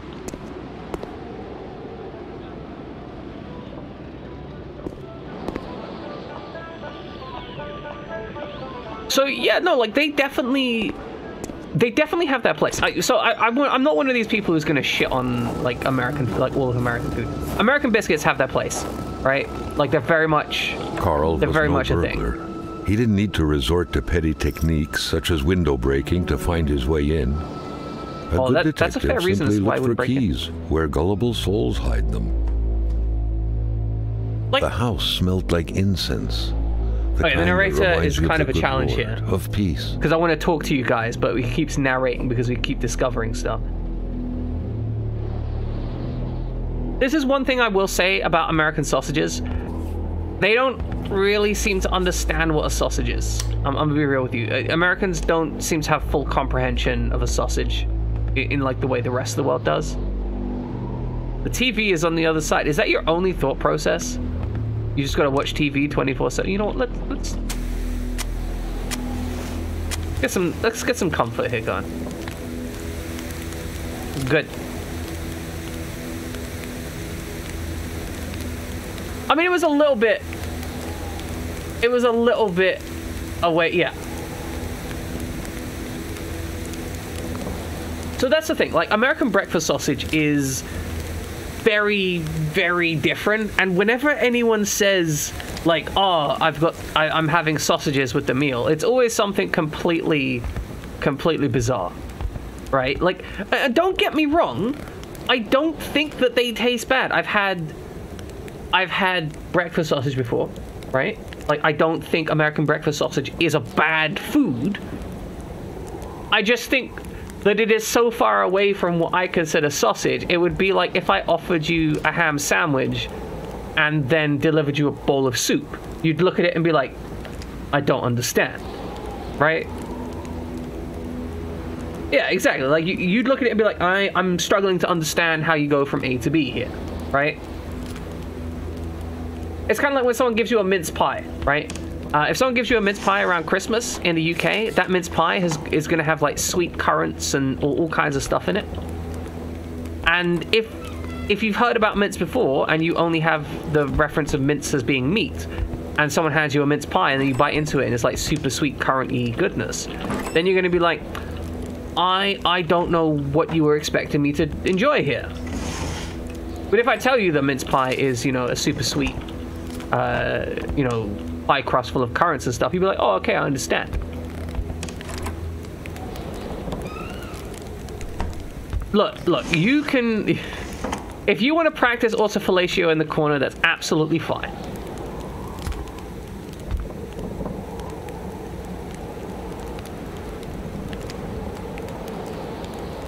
Yeah, exactly, Fried Jam, and I do believe that's the case. We actually also have, in the UK, in Scotland, we have the square sausage, which is, it's basically like the American breakfast sausage.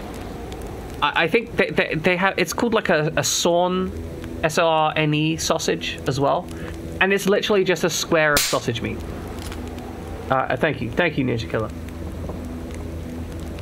Oh, lawn sausage. That's the one. That's the one. I apologize. I misremembered. Miss Desu, thank you for correcting me. But yes, lawn sausage is basically just a square of sausage meat, and that normally goes in a sandwich. Yeah, exactly. Exactly. That is basically what American breakfast sausage is, right? Like they're very similar. And that's why I that's why I get so weirded out, because I love sausages, right? One of my favorite foods is the humble sausage. How did they draw the sun? That's a good question. How did they draw the sun? Our detective asking important questions. Which Religion I absolutely was very influential throughout Quebec, you know? many years ago. Indeed, it was surprising that Carl did not come across a single chapel since arriving here. So we're playing Kona, which, as far as I can tell, is a detective game where we're detecting stuff. We're just stealing this guy's steaks. Fuck. What an asshole we are. But yeah, it's a murder mystery game, but with like Native American magic going on, as far as I can tell. It's not a horror game, though, as far as I can tell. It seems pretty good, though.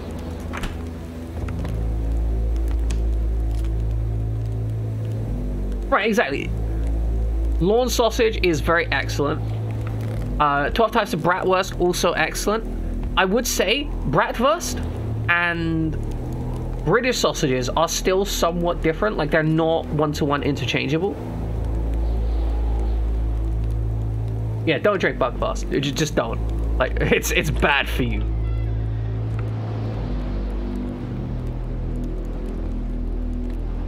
Okay, we're gonna... Ooh. Who knew that giraffes thrived in the North Pole?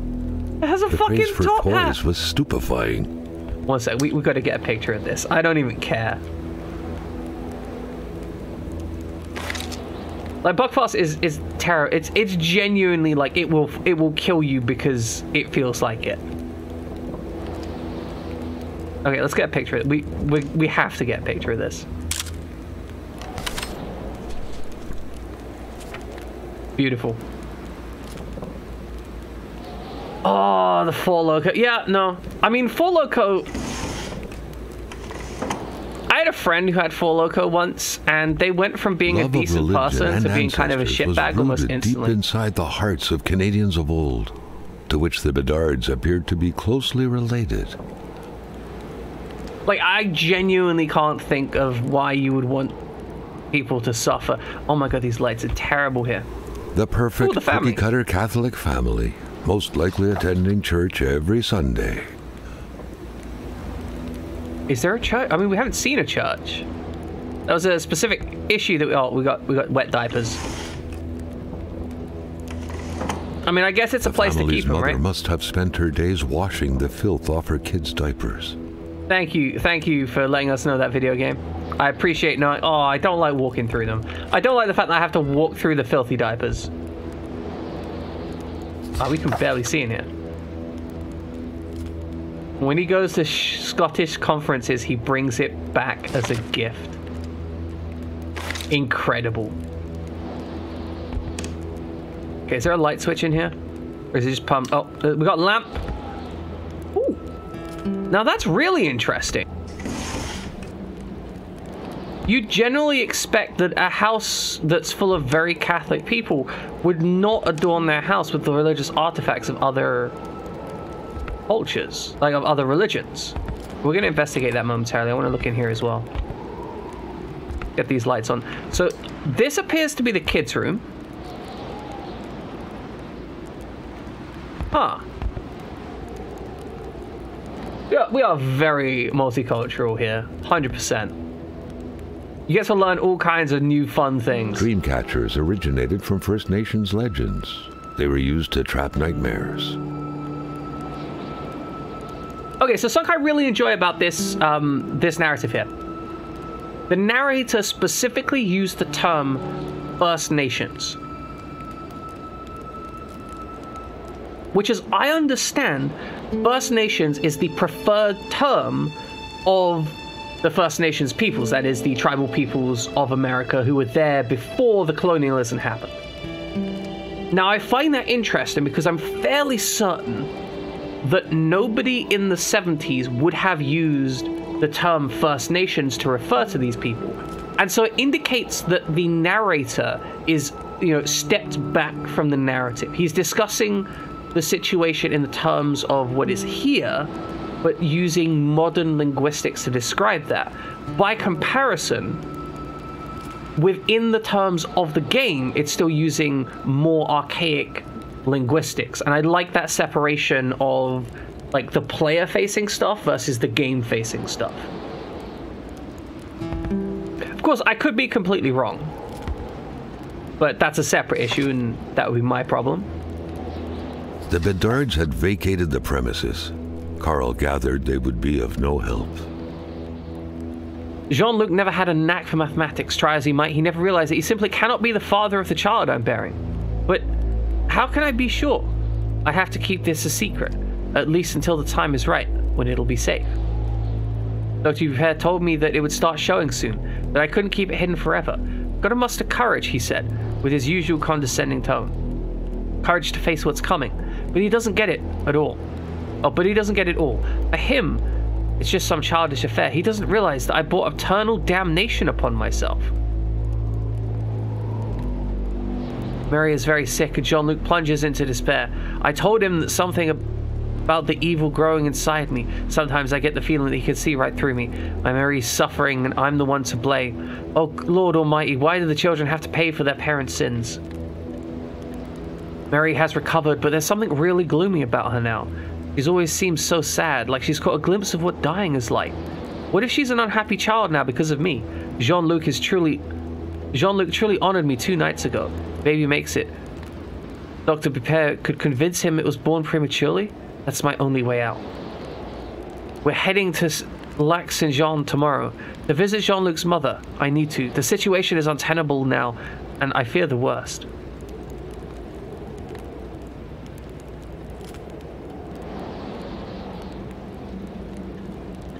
So the really interesting thing about Pabst Blue Ribbon is Pabst Blue Ribbon is actually like a relatively, from what I understand, right, in Japan, it's actually like an it's an import label that you pay a premium to get. Whereas in the US, it's just it's cheap garbage, right? And I've got to wonder, like, how many beers are we importing to the UK as, like, tasty import stuff, which are actually just cheap garbage beers, but we value them more highly because they're imported? Like, I consider that potential about wines, for example, because wine is one of those things that importing it has a much higher prestige. Like, importing French wine is considered to be higher value, whereas getting Californian wine is considered to be lower value, despite the fact that Californian wine in blind tasting normally wins, on American palates at least, normally wins versus French wines. Oh yeah, no, like, I get it, but there's still the prestige associated with it. And I would argue that opinion of a thing does change the perceived enjoyment of it, even though it doesn't change the actual taste.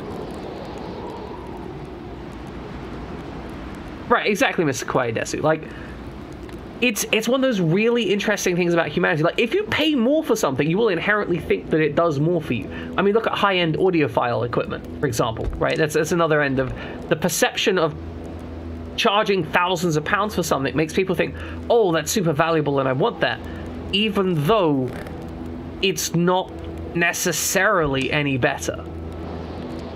Like, there's kind of a limit. Like, if you spend £100 on a set of speakers, you'll get an okay set of speakers. If you spend £1,000 on a set of speakers, you'll probably get a significantly better set of speakers. If you spend £10,000 on a set of speakers, it's possible that they're worse than the ones you spent £1,000 on. That's very much a thing with headphones as well. Works of art from a future artist. I like that. That's our character's in-world narrative of that. They are quite competent depending on the age. This is where we find out that these are actually the works of art of like a 24-year-old, like just a really small 24-year-old. I like the dolls here. The dolls are cool. Canadian World Exposition, Montreal. Canadian Pulp and Paper Pavilion. Oh, we can check out this drawer. Marie's diary. I have a diary just like Mom. The family had bailed. Carl would have had a few questions for Jean-Luc, a close friend of Hamilton's. I have a diary just like Mom. Unlike her, though, I don't wear a long face when writing. I do love to write my thoughts, and about Martin most of all. I love talking about him, and I think he loves me too. Just like in Romeo and Juliet, people don't like it when I see him, only because he's a Blyce? I don't know what that term is.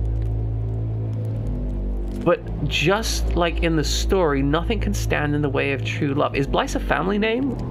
Or is Blyce a French word? See, this is the thing, like, because it's the 70s, I'm inherently thinking that Blyce might be a word for, what do you call it, a minority, right? It might be a pejorative for a minority here. So I'm actually going to Google that, because I'm curious. It could just be a name, like a surname. Maybe that's why they're against it. I'm going to Google that real quickly, because I want to be informed.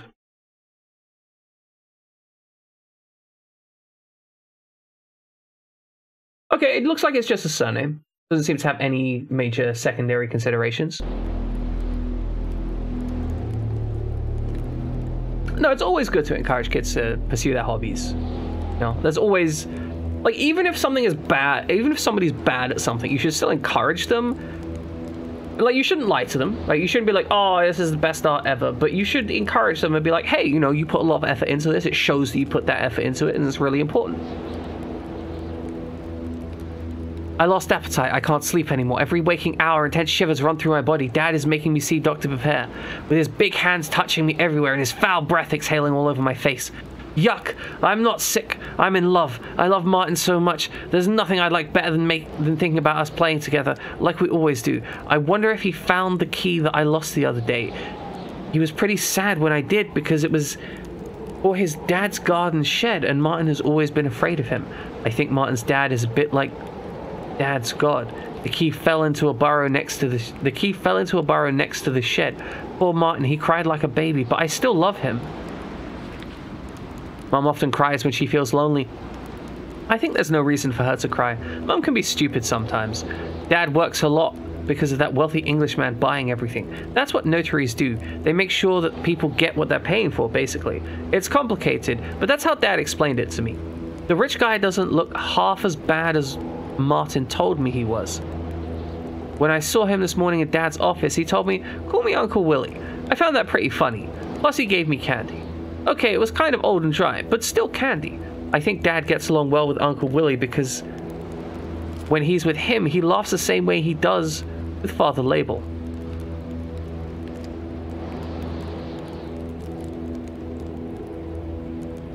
I had to gobble up Dr. Faubert's horrible medicine, because if I hadn't, I wouldn't have made it to Christmas. Or so he said.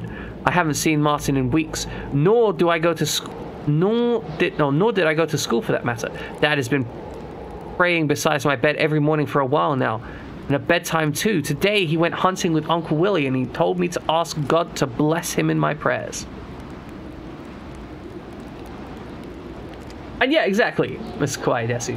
Like, I experienced very much the opposite to you. I had a lot of my hobbies and interests stifled.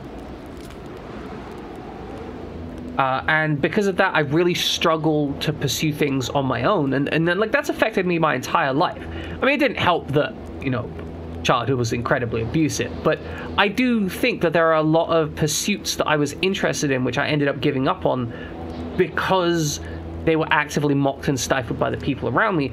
And now I've got to a point where I'm like, actually, I really would have benefited from that stuff. Like, a lot of benefit from that stuff had I been given the opportunity to explore.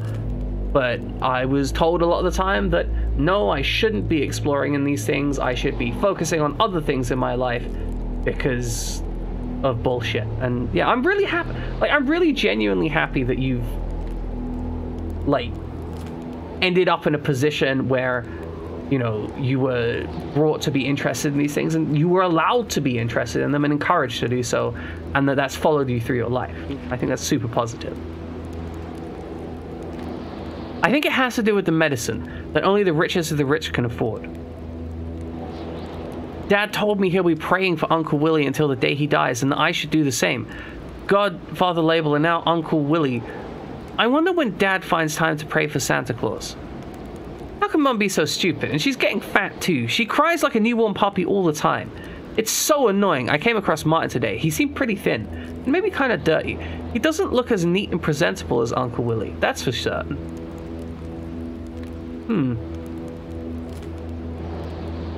What is going on with this family?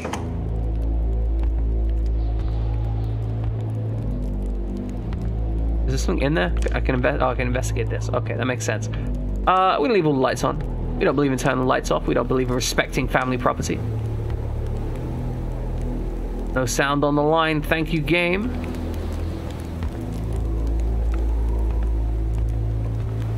Good Paul 6, appearing papal. His crooked fingers gave the impression he was about to bestow a miracle. I don't know why people would... Like, just from a personal perspective, I don't know why people would be so, I don't know why people would have a picture of the Pope. I can understand the pictures of the religious icon of Jesus and the cross to represent God and all of that. But the Pope specifically seems like it's kind of bordering on idolatry, right? Obviously, this is a layman's perspective, but I thought the whole, like, worshipping of secondary idols was generally to be avoided. Carl smiled at the sight of the nicely protected garden. Hopefully, it doesn't look that nicely protected. The Guards had managed to dig every last potato out before the sudden snowfall. Oh, okay. They got all the potatoes. Excellent. Oh, we got an outhouse. I mean, it's not an outhouse. We have a secondary building to explore. That's what I was going to say. Or what I was meaning to say. It's okay. If you like the Pope, you can have a picture of the Pope. It feels a little bit like it's not necessarily what you want to have rocking around. It is very wintry. We have maximum winter. Okay, it doesn't look like there's a way to get in there. It doesn't look like there's anything inside there either.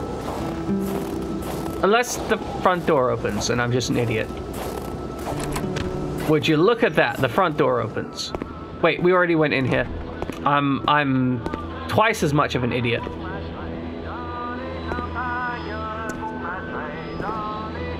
What is this?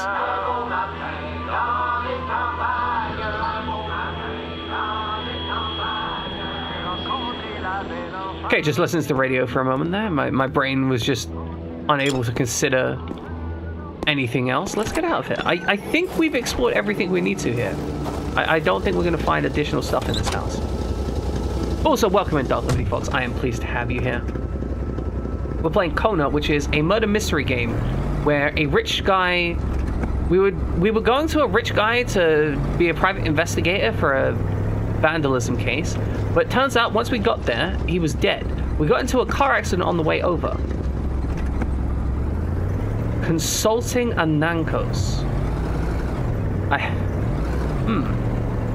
I feel like I should know what that means, but I don't. But let's go. Where are we gonna go here? I mean, there should be something right across from us, right?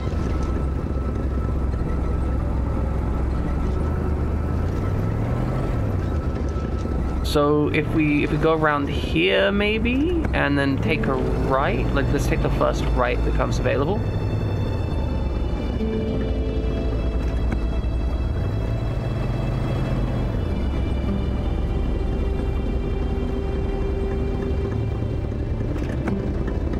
Okay, well I'm glad Summer Snow got the joke and enjoyed it.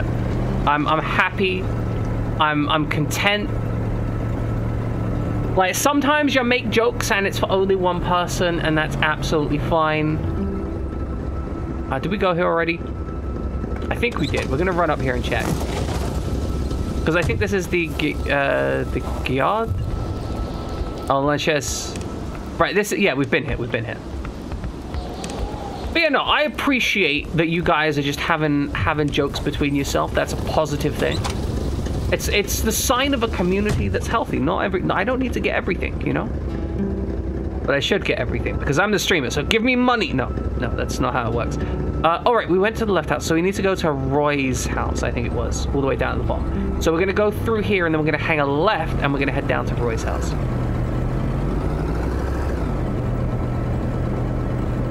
Now, we know there's a key near Roy's shed, maybe? Martin's shed? I won't get everything? Are you threatening me? Is that what's happening? Are you gonna kill me if I try and take everything? It's fine, though. It's fine.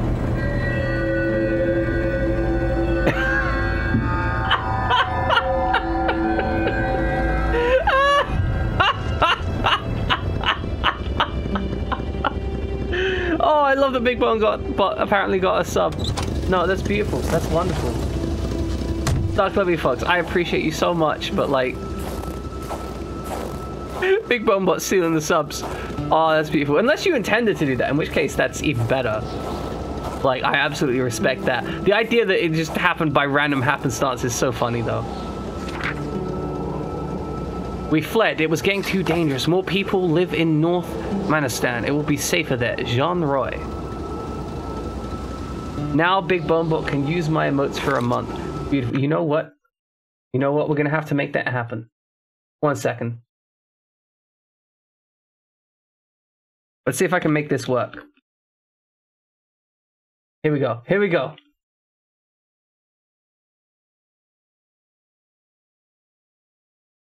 There we go, ladies and gentlemen. Truly, we live in a society.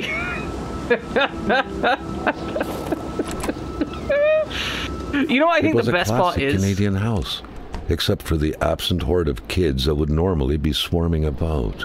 Yeah, very concerning. But the best part is, Big Bone Bot is automatically considered a bot by my chat thing, so even when Big Bone Bot says non-chat things, it still gets registered as a bot, which means it is completely purged from my on-screen overlay. So I can't see Big Bone Bot talking.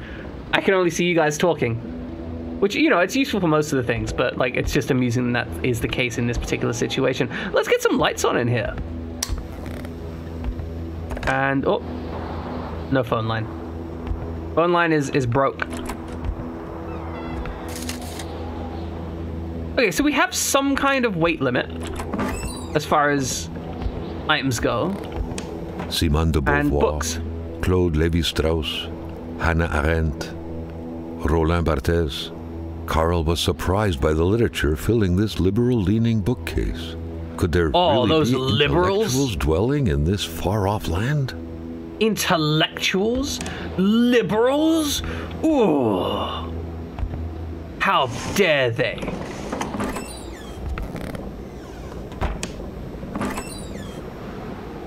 I mean, ooh, there's raisins. Can we get the raisins? The social biscuits.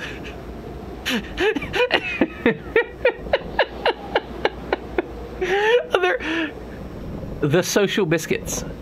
They're social biscuits. What the fuck is a social biscuit?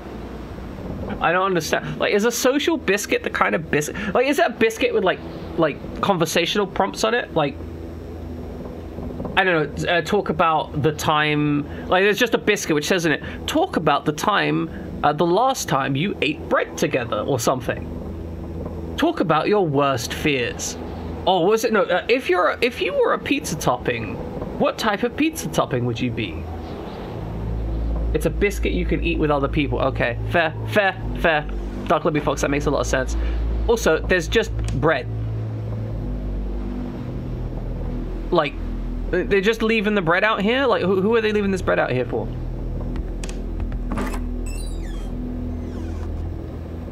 What's up there? Cookie jars are always too high to reach.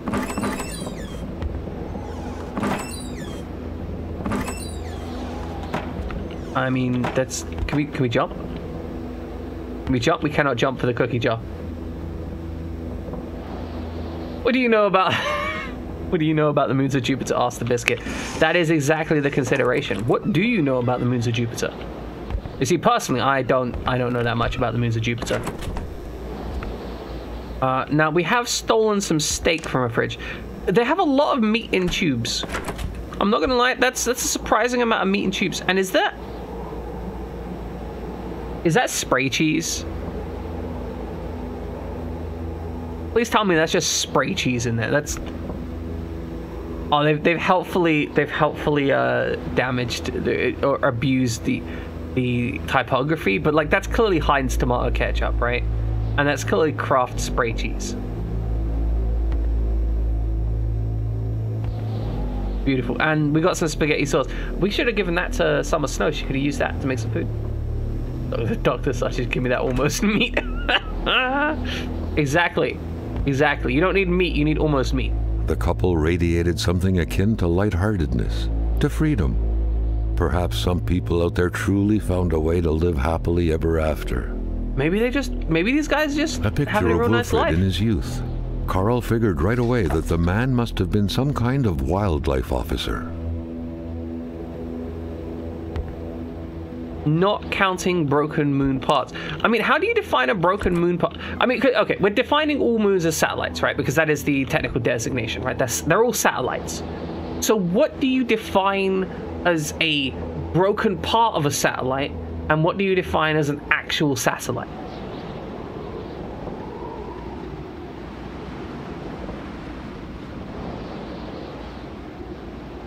Oh yeah, obviously, Mr. Quaidesi, why would you not? Like the generic, like it's just like processed meat. Like you don't even know what kind of meat, because it's normally a mix of chicken and pork, or like chicken and something else. But it's like so heavily processed. Like, yeah, exactly. You don't know, you don't care. Normally it has some garlic in it for a bit of flavor, and it tastes great.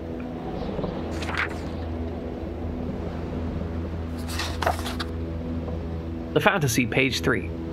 The first time he met Beatrice, however, she was unexpectedly revealed her troubled origin to Matthew. She was adopted at the age of 4 and recalled her former life still gave her a hard time. She played the piano in so graceful a manner that people often thought she may be a natural offspring of a musical virtuoso. She always cried before falling asleep, torn from the inside by a dreadful pain she couldn't explain. She confided in him so profoundly that Matthew couldn't get enough, coming back every night to learn every single thing of what would come out of that delicate mouth after pulling one last breath out. What? This is some awful writing. Every night he... God damn it, Ludlow. Stop abusing me. No. This is how it goes. Everyone, please check out Ludlow. He is an excellent place to hang out. If you want to chill there, you can chill there. He doesn't have a mic. Very chill streams, 100% chill streams. Most recently been streaming Resident Evil 0 and occasionally cursing the game for being a game.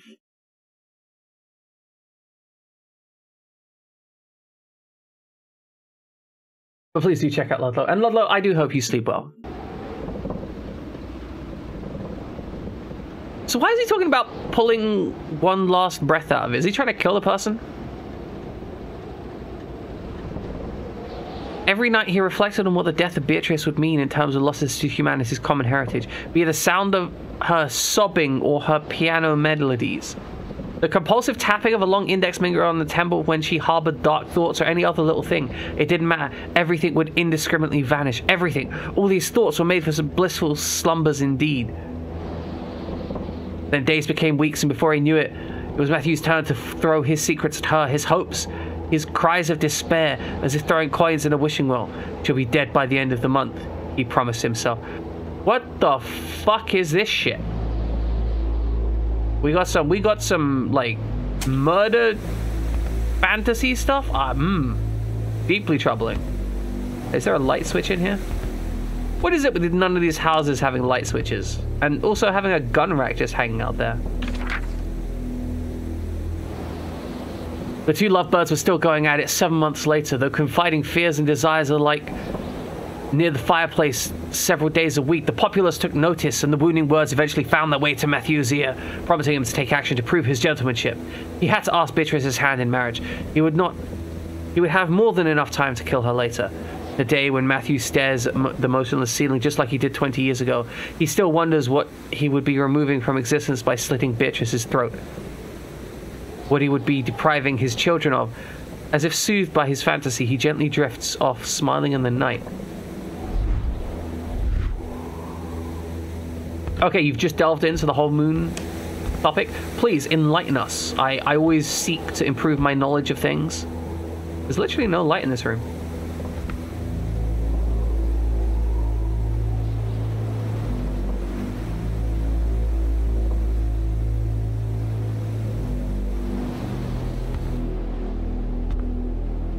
Okay, so if it's less than... There's no lower limit on what is considered a natural satellite, so all of the broken ones are also moons. Oh, okay, but... So there's no... Okay, so there's no official definition of the moon, of what accounts for a moon. However, for a satellite, there is no lower limit, so all the broken ones are also natural satellites, but they're not necessarily moons because moons are an informal definition. Is that the correct kind of definition? Not the correct, but is that the kind of information that we've gleaned on this subject? Is there anything in the drawer? There's cigarettes. We're just gonna have so many cigarettes by the end of this game. I don't know what. All manners of clothing were gone, as if the Rois drove out of town with their closet in tow. Well, yeah, but we use that's what I was discussing. Like, we were discussing whether or not the moon, like we have the moon, right? But we also call the natural satellites of other planets moons, and I was wondering if that was an informal definition or a formalized definition.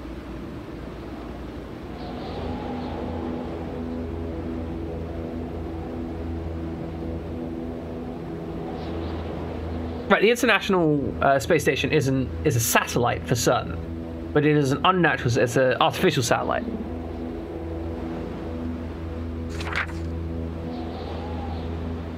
Page 2. It was around the time that Matthew met Beatrice. Of mediocre beauty at best, the girl with distinctive... Jesus Christ. The girl with distinctive features, cheeks covered with large pox-like freckles, Jew nose, oily forehead, tired but vibrant eyes, shaded red hair, slender as a child body, chirpy laugh. You name it, it was the very image of innocence. That happened to be precisely the kind of victim that Matthew was picturing in his mind, though. One night he was contemplating the ceiling from his bed. He swore to himself again and again, "I'll kill her." His dreams were later filled with images of the imminent crime. He'd come up with a simple enough plan. One fine evening he would visit her place, become familiar with her area's intricacies, and feel closer to the impending murder. To slowly dig into Beatrice's thoughts, desires, dreams, and abilities. This way he would be able to get a concrete sense of his sinister deed, would be stripping away from the very fabric of life. The whole thing would take 2 days, a week at most. Ah, right, yes. Moon, capital M, does not equal moon... word, because, yeah.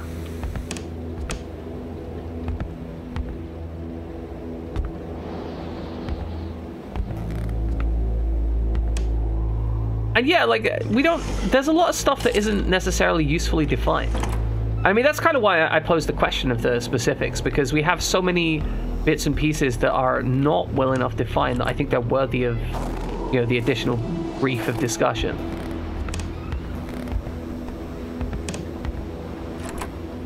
Okay, was there anything here? There wasn't anything here. It doesn't... So we have a novel written about a killer, right? We've discovered a novel written about the killer. I think we're missing a page 1, though.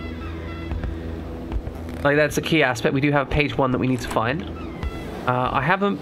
Oh, found a lamp. Good, now we can light the room up. Excellent. Now I can actually see in here. I do want to find this page 1, but I'm not sure how useful it is. Not a single weapon was left. All of them were gone. Gun rack, completely devoid of guns. We did find some 303 ammo. So if we find a rifle, we could probably put that to good use.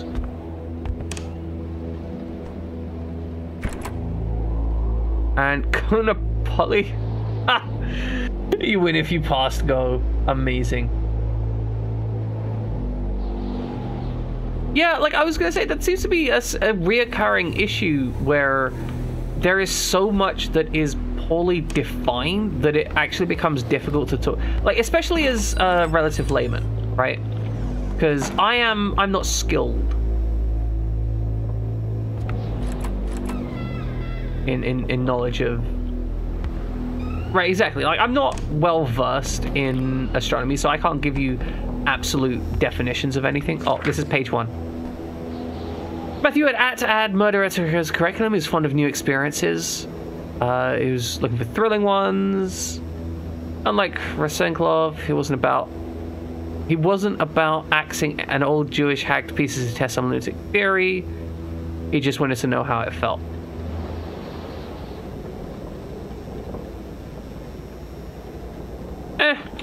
Story's bad.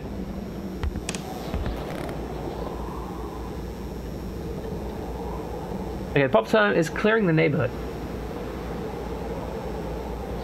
He was becoming gravitationally dominant such that there is no other bodies of comparable size other than its natural satellites or those otherwise under its gravitational influence. Okay, so there is like a fairly defined thing about how they relate to them. I mean, that's not awful.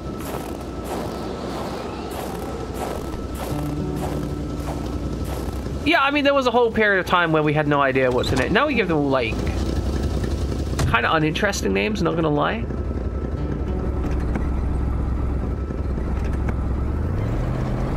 Okay, so we need to head to, I think, the Blaze house to check out the shed, because the shed probably has something important in it. We know that there's an undercurrent of something strange happening here with the people. I think we need to go right.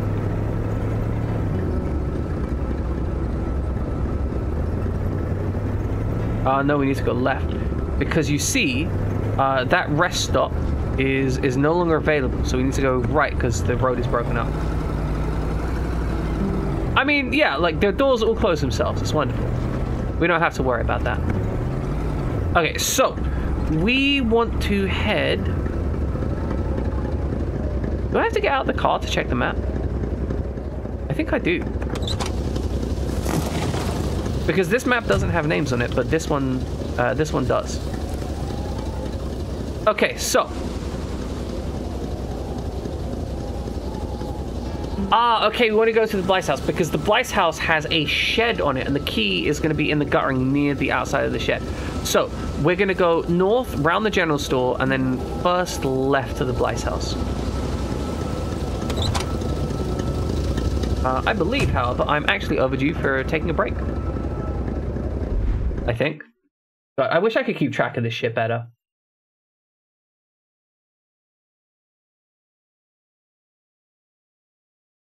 Yeah, no, I'm definitely overdue for a break.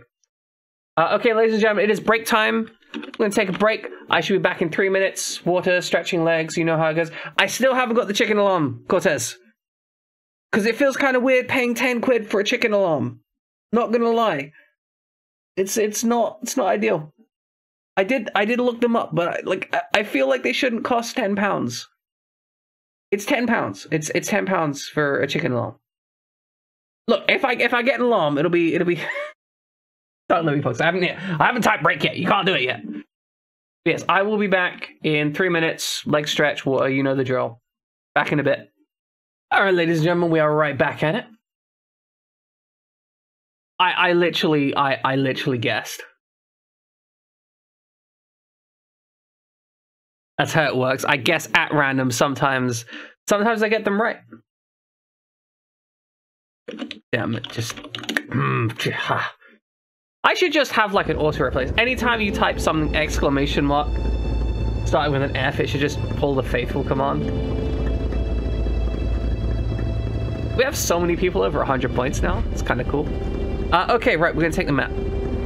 So we want to go to the house that is So we want to follow this road through the store and then north. Good. So we can just absolutely pin the throttle here. Like, we don't even have to care. Oh, that's cool. That's cool. Okay, check this out. Check this out, right? When we look to the right, if we look all the way back, we put our arm out. We should probably concentrate on driving, but we can look all the way back while driving, and we'll put our arm out on here. We don't even have to care. We're driving like a complete drunkard.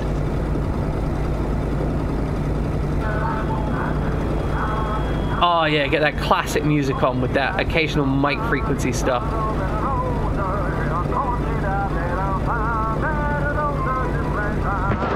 I was suggesting the volume. Shit. Why did my brain go... My brain increased by getting into a car accident. I guess it woke us up. But it doesn't make a lot of sense. You drive a car into a wall, and that will wake you up. You will be very alert after that situation. Holy shit. That's pretty freaking dangerous, Dark Liberty Fox. I mean, I'm glad you made it in safe. Okay, so we've got path on our right we could take, but we're not interested in that just now. Oh, what does that sign say? Alright, out the car. We've got to read the sign.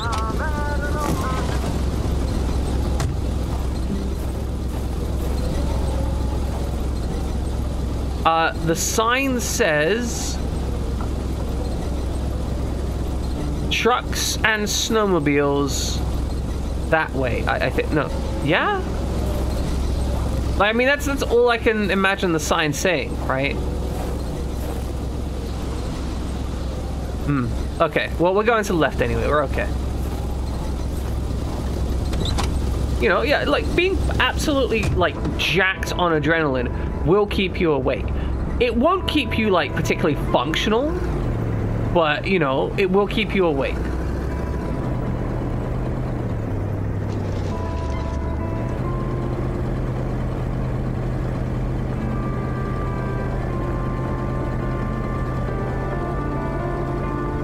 Okay, so now what we're going to be looking for here is there's a shed around here, right? That's the plan. We're going to find a shed. Is that like a cairn? Is it just a stone cairn out here for somebody who died? Because that's what it freaking looks like, right? Like that's... Okay, well let's have a look around. So this was going to be Martin's house, where that little girl fell in love with the boy. A wintry atmosphere surrounded the house. Really? The soundlessness of the area suggested it was empty. Really, a wintry... It's wintry, he says. Okay, so we need the key. Carl's big fingers prevented him from reaching the key. Oh, so the key is down there. Do I have... I need a magnet on a string. Oh, you see, I love this. This is actually a really cool thing.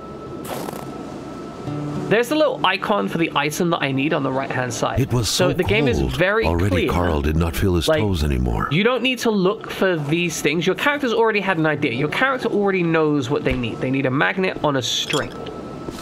No other tool will give you the solution. So, go look for a magnet on a string. Easy peasy. Alright, let's get in this house. Oh, look, a boot. When finding a boot, one wonders what became of the foot. Oh, it's probably still attached to the person. Oh, the lights are on in here. That's unique. Can we get a fire started? Yeah, it gets nice and toasty. Someone ran out of time packing his luggage. Okay, so these are apparently men's clothes. Attach wire. Okay, so we have the ability to attach a wire here. First, we need to find a magnet. The key, that's a key. Which seemed to be meant for a padlock, bore an inscription reading Cloutier et Fils. A company name. Cloutier et Fils. Better keep an eye open. Businesses weren't exactly numerous around these parts. Interesting. Okay, so we have a key for a company. What? Oh, my head was in the way. That's why it wasn't opening. Okay, I understand. All right, let's close these up. My head is absolutely massive. It is an actual issue for my character. Okay, so where would you put a magnet? I mean, if it was me, I would raid the speakers, right? Oh, hey, there's money in here. Money in a jar. What a shame. Carl would have loved cookies. Oh. You know, fair, Carl. I respect that. You're like, money in a jar? That's awful. What we should have had, cookies. Like, I respect a man who, like, doesn't care about money. A pay stub for some undoubtedly harsh lumberjack work. Alexandre Blais felled trees and chopped woods for Cloutier et Fils. So that's probably going to be off the path, because if we look at the map... welcome back, Summerstone. We've done some exploring, but that's mostly all we've done. If we look at the map here, right, we can see that there's like a shack out there. I'm guessing that that shack location is where the what you call it? That's where the lumberyard is going to be, and so that's probably where the key I just found goes to. Currently, Summersnow, we're looking for a magnet to find a key. The furniture has been moved several times. Well, we'll just slide it back then.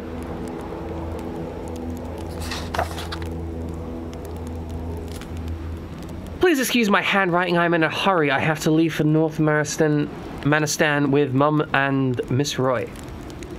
As they say, it's far too dangerous around here these days. I don't know much of what's going on because Mum won't tell me anything in an attempt to reassure me. But all I know is she has the exact same expression on her face as when I startle her. Dad and Mr. Roy aren't coming because they have gone to get Mr. Lachance. They're real heroes. My grandmother lives in a big house in North Manistan. You would be welcome there. I must go now, quite literally. Your friend, Martin. Okay, so Martin put a note under that. I don't really know why he would. I could just reach under there. I don't really understand that, I'll be honest. But that's fine. We'll turn some lights on. Oh, the bulb's burned out. Okay, so this light was already on. So let's search. I think I just heard a wolf outside. That was... Okay, no, I think that's not the game. I think someone's using a saw a couple rooms over. That makes more sense.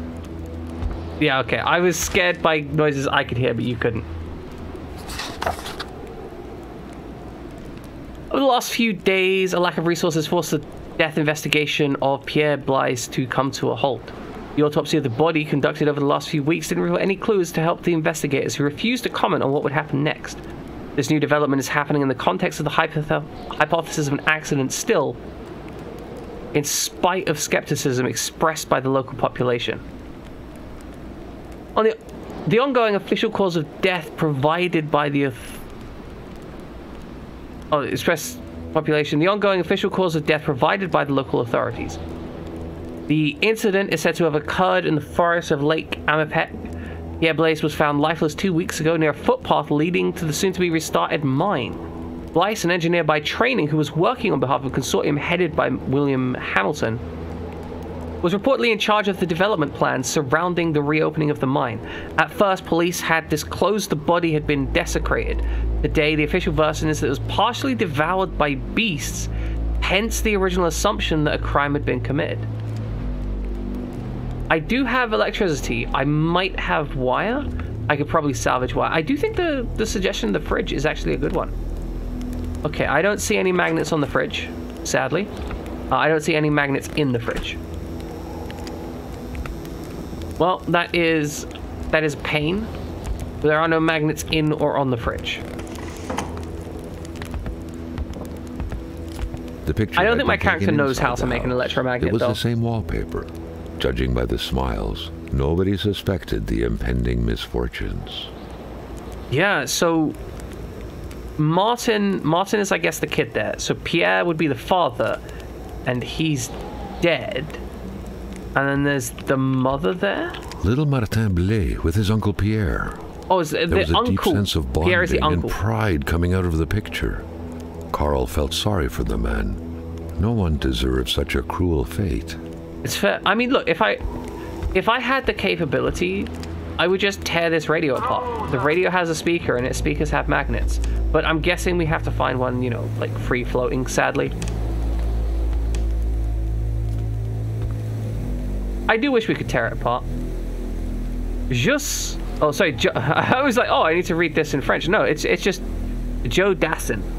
Joe Dassin. I don't know if that's a real artist, but it would be kind of funny if it was. We have... canyons. Oh god, I hear a fucking drill and I freak the hell out. We got snow in here though. Mildly concerning. It's a baseball card or an advert. It look. Oh, we have some baseball cards. Oh, I guess they're not baseball cards. They're hockey cards, but you know what I mean. What do we found here? A picture. 2 wolves and a blue-eyed creature called Le Monster. Oh my god, Devastating Skylar! Okay, guys, just... We're just gonna take a moment here.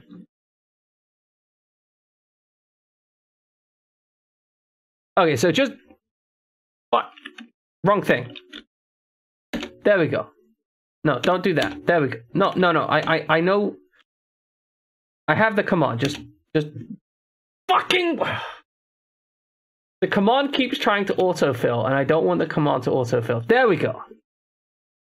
Sorry about the cursing, I was running into issues. So, please, go check out Different Six. He's a fun dude to hang around. Was until not too long ago speedrunning Carmen San Diego, which was an amazing thing to watch. More recently has been doing Hot Wheels races, which is a unique experience. It is a unique experience to watch a man race Hot Wheels cars. And sometimes they smash into each other. But you can actually subscribe to support various teams if you want to. But please, check the man out. He's very cool. And I have no idea what the fuck he's doing up at this time. Because normally, I'm fairly certain that, like, when I stream has absolutely nothing to do with any time frame that Different Six Skylar exists in. Like, as far as I can tell, we just, like, if I'm awake, Different Six Skylar just doesn't exist. So it's really a genuine shock to me that I get rated in today, you know? Either way, I appreciate it. I appreciate it, Dippin'. I hope you're having a wonderful time. And I hope everything's going well for you. We're currently raiding somebody's house. It's covered in snow because of broken windows. A window left open in that weather? Perhaps something had to be watched. What had to be watched out here? I can't see shit. Oh, maybe he was watching that stone Karen thing out there. That was important last time. More unpacked clothes. So I guess this was like the place where they resided? I mean, there's only one bedroom here. Where'd the kids sleep? Karen, it is... I think that's the spelling of it.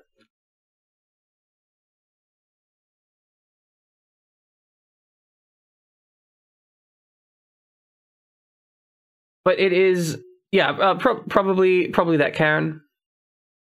Look, I'm not too good with my words. Either way, it is a stone structure. Normally of you know what? Think about it. I don't actually know what the word specifically defines. So this is a curious thing. I've been using this word, but I don't actually know what it specifically defines. I know how it is used commonly, but I don't know how it is defined. So I should look that up. Yeah, Karen is a pile of rocks. That's what I figured. I kind of misspeaking to call it a Karen when it's a pile of rocks. Like it's calling it a stone Karen. Anyway, I'm gonna have to look that up and understand exactly how that word is used ideally. I fear the worst for Alexandre. He hardly gets any sleep, though I thought it was the work. But it seems to be far worse than that. From dusk till dawn, he stares into the void. He barely speaks to me. His son asked him to play ball, and he didn't say a word. And that was when he... And that way he has to glance at the window. Last night I heard him mumble something in his sleep. He's coming, he murmured. I don't know why, but those words left a deep impression on me. He woke up shortly after, covered in sweat. He couldn't remember his dream, obviously. He didn't go back to sleep after that, chain smoking the night away over the window.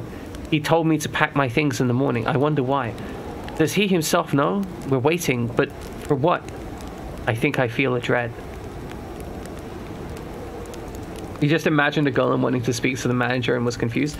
You know, fair. Fair. That would also confuse... Oh, there were more pages to... Shit. There were more pages to it. Documents, documents, documents. Crash, a cold mystery, case of vandalism, the young woman, the hunt, the LeChance home.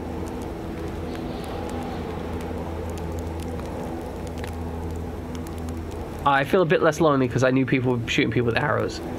Go to the next section. Oh, we can turn page. Okay, I've worked out how to turn pages.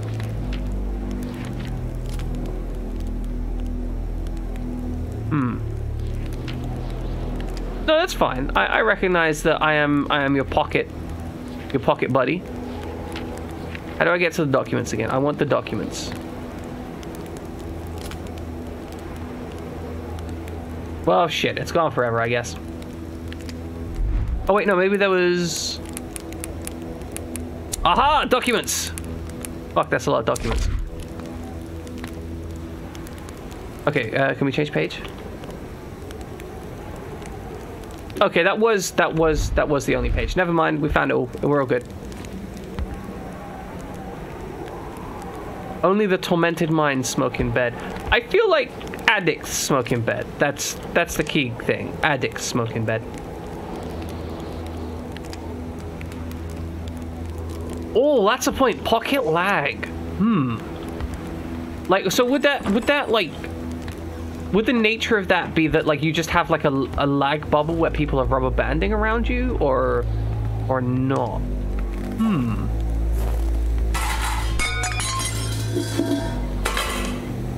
Wait, there's someone in here. That's a wolf.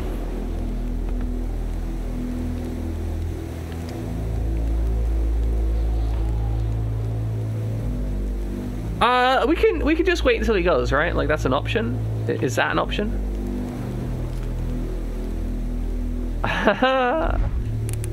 Okay, we have a gun. We do have a gun and a crowbar. I mean, okay, so here's my thought process, right? A wolf by itself, when encountering a single man, is probably going to run away if the man acts aggressively, right?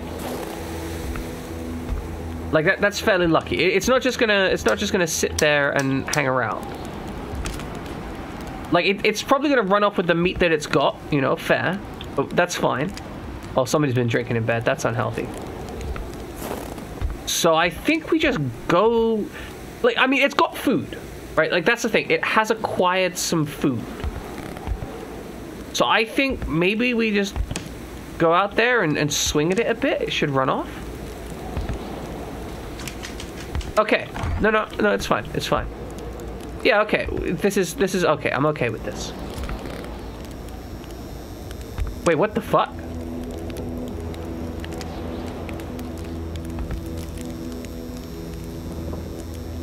The door's shut.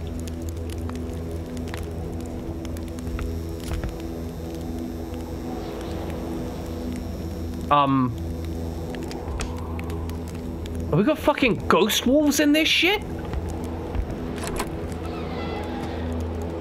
Where did it go?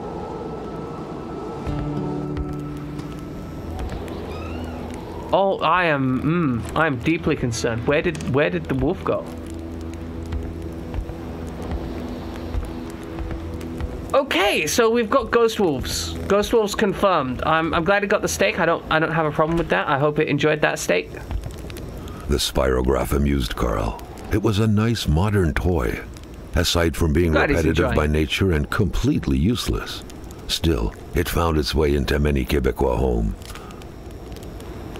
Well, I'm glad they enjoy this completely useless thing. Oh, why is this torn up in the corner? Okay, so we've been trying to find a magnet here, and I've yet to find a magnet. I'm growing frustrated by the fact there is no magnet. I wish for there to be a magnet. And the normal places that I would find a magnet, I have not as of yet found. Can we just smash the radio? Okay, I guess not.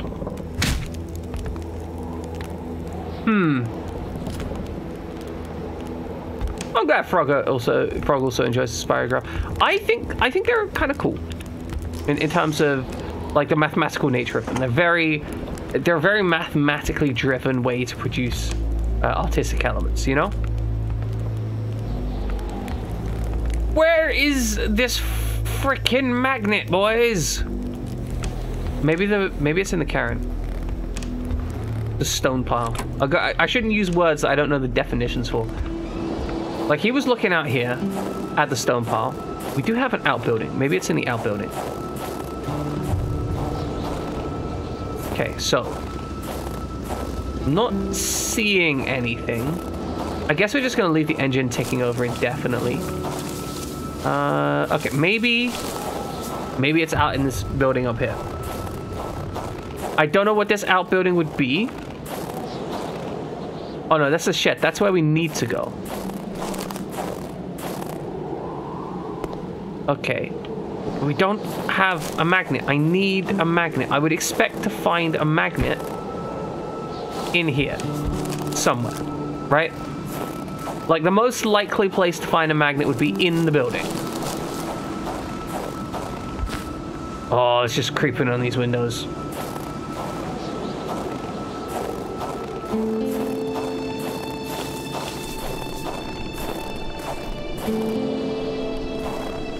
Okay, like I feel that there should be a magnet here. I don't know why there isn't a magnet here, and it's kind of messing with my head.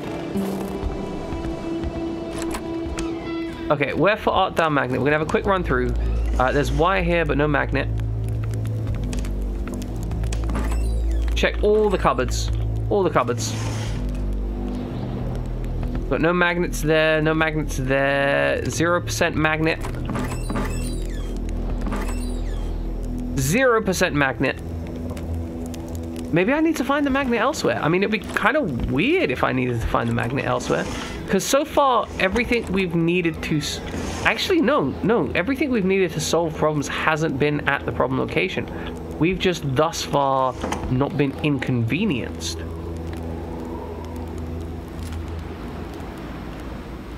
So, I mean, the spygraph doesn't have any magnets associated with it. It's just like a plastic. It's just a couple plastic shapes and grids and such. Could it be in here? Do I need a light source? Maybe. Bathroom. Do you secret bathroom magnets? Does anyone keep secret magnets in their bathroom? Do you think?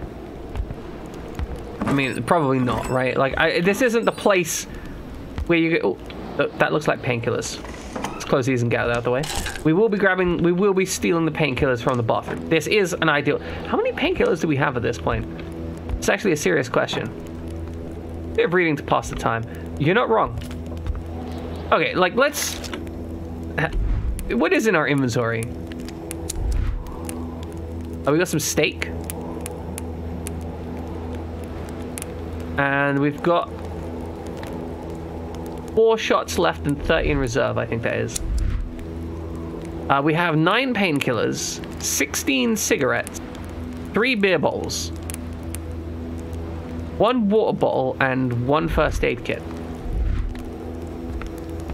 Okay, let's go back upstairs. We'll search again for some magnets upstairs, I guess. I just don't know where we would find a magnet. Like, I'm not seeing anywhere that would be... The sheets were in such a way that indicated a rude awakening, followed by a hurried escape. What had happened here? Impossible recreation for a mechanical drawing. They really like harping on that, don't they? Right, there's nothing in there. Nothing in there. We've got a fishbowl over here with no fish in it, because of course.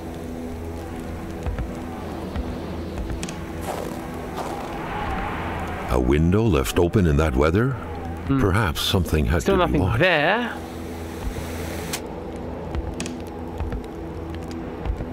We can't seem to get around the side here. Nothing down the back there. Good. Cigarettes. Nothing of value here. I'm starting to think that maybe there aren't any magnets up here. I think that might be the case. We may be in a non-magnetic household. This may be the case.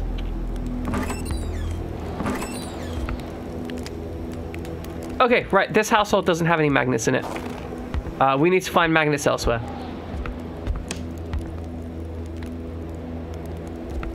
No, that's the thing. Like, generally things have been pretty quick to find. Like, we haven't struggled too much.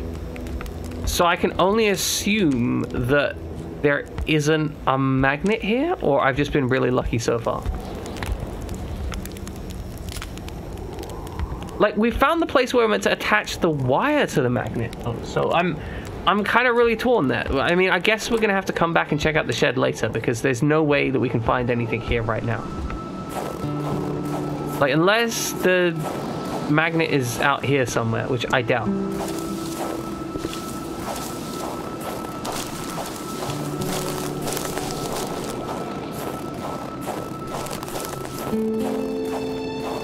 All right, well, we're not going to spend all day and all night working on this because, I mean,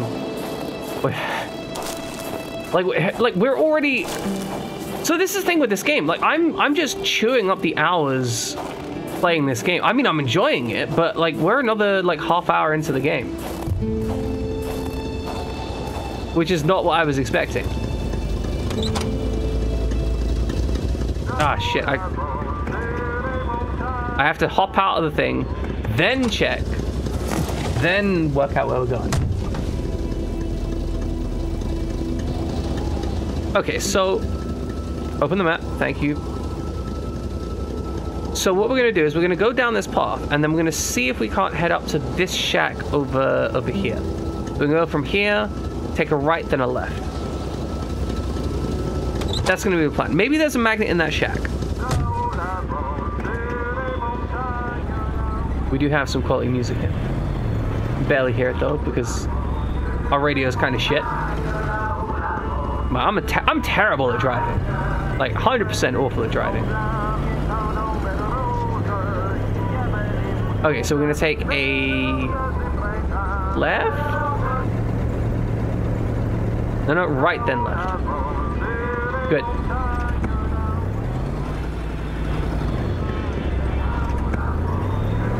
No, the music is not the problem.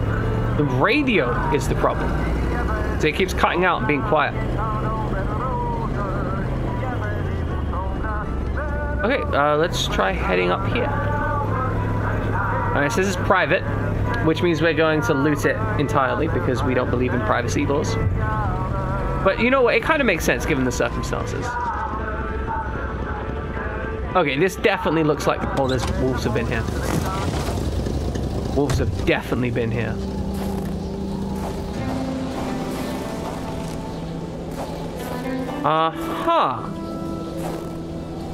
It looks like this wolf appeared out of what is essentially nowhere. And then headed over that way. Ooh, there's an axe. An axe. Take the axe. Not too shabby. Carl felt he needed to protect himself. Is what your local raids look like in the snow? I mean, fair. What kind of local raids are you going on? Are you often... Oh, roads. Okay, roads. Sorry, I was thinking like, are you going on some kind of raid, like just running into the wilderness or something? Yeah, I would like a wrench. We have a crowbar and an axe. That's not a bad combination. I would like a wrench. This is true. And we found an empty bottle.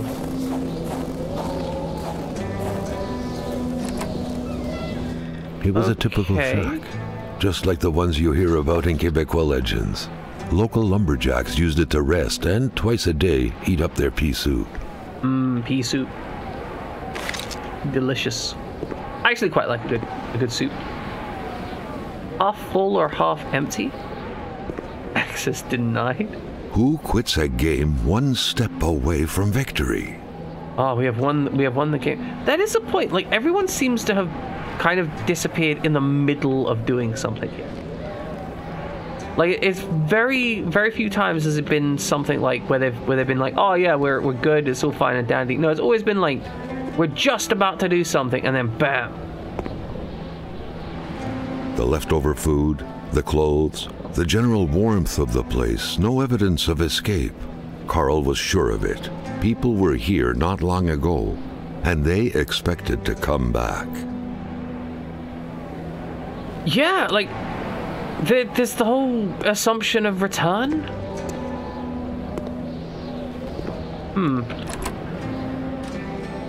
Oh, I blocked the door for myself.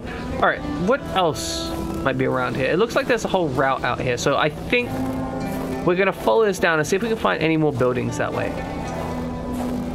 Maybe there's some unmarked buildings on the map.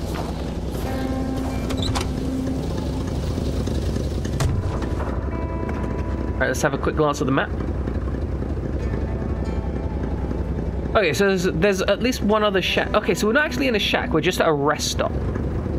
So there's presumably another shack. There's also meant to be like a path, maybe? Like there's some kind of line which goes off this way and then just goes straight. So that makes me think there's a way over that way somewhere.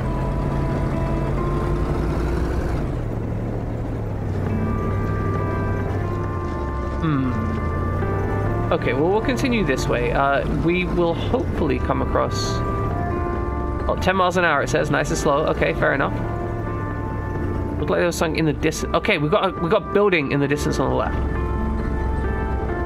This is going off to the right. Please just open the map, for God's sake. Okay, so we overshot. You know, we'll go to the other shack first. We'll go to the small shack, and then we'll go back to the main house. Because who knows? Maybe we'll find a magnet in the shack.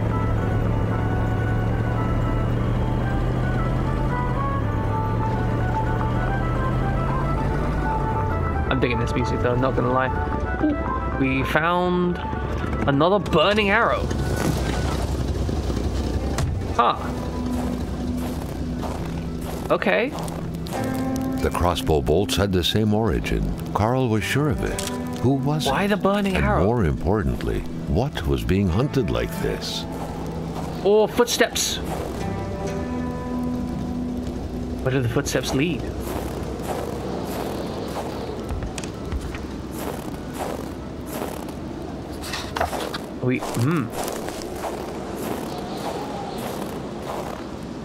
Let's take a picture here.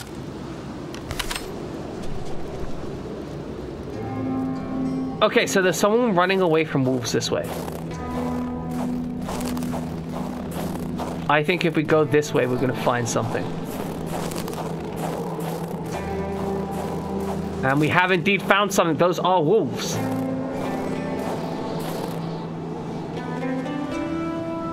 So let us make the intelligent decision. So we have 3 shots on the pistol, or we could take the hatchet. All right, we might get into a fight here.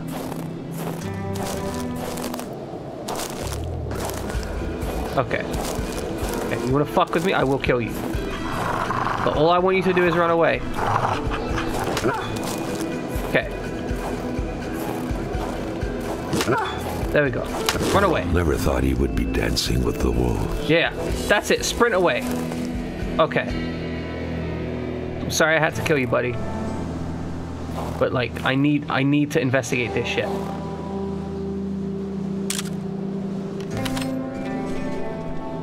It was so cold. Already Carl did not feel his toes anymore. Okay. An empty bowl, a fireplace. A fire can't be started with a snap of the fingers. Don't have any logs. That's pretty bad. Is there something over here, or have we already been this way? Look, we have our toes are very cold, okay? It's an issue. Where do these feet? They just stop? Oh, fuck. Okay, back to the shack. Back to the shack.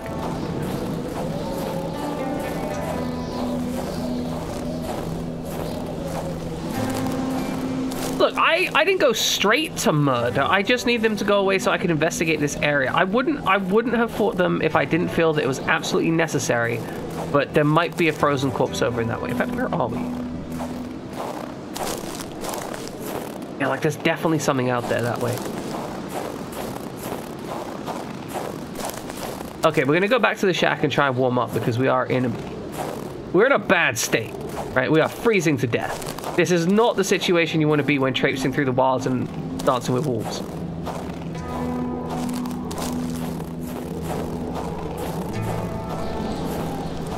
Okay, this better be open. Without a single window to brighten things up, the inside of the cabin was almost pitch black. Beware of close encounters of knee and furniture. Beware close encounters of knee and furniture. That's a fantastic line. Solitaire, a card game only hermits can truly enjoy. Exactly. Carl, if you can only enjoy this game if you're a hermit.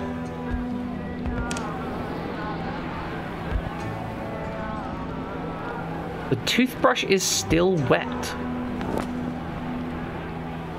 All right, nothing in the bag. Suitcase with clean clothes. I'm not finding a log through here. Absolutely stuffed with food. Oh, I found a log. My inventory is full. Shit. No, I understand. I understand. I understand the virtue of the name of the game.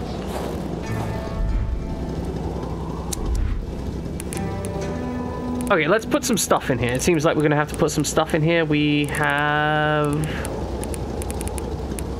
so much shit. Like, holy crap, do we have a lot of stuff. But will any of this be useful? Let's put some hardware in here.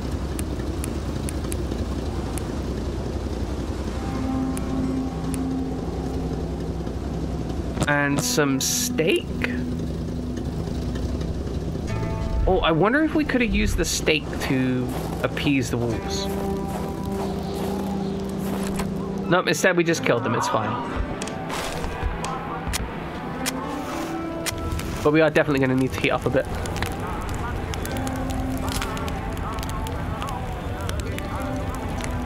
Getting nice and toasty. Get our brain nice and toasty as well.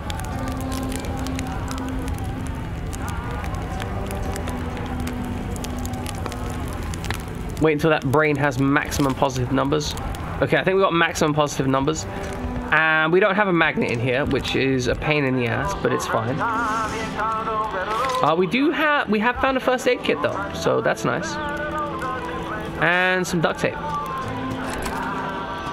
I feel like these items should be used in some kind of crafting system that we haven't been introduced to yet. So let's put some stuff in here, I guess.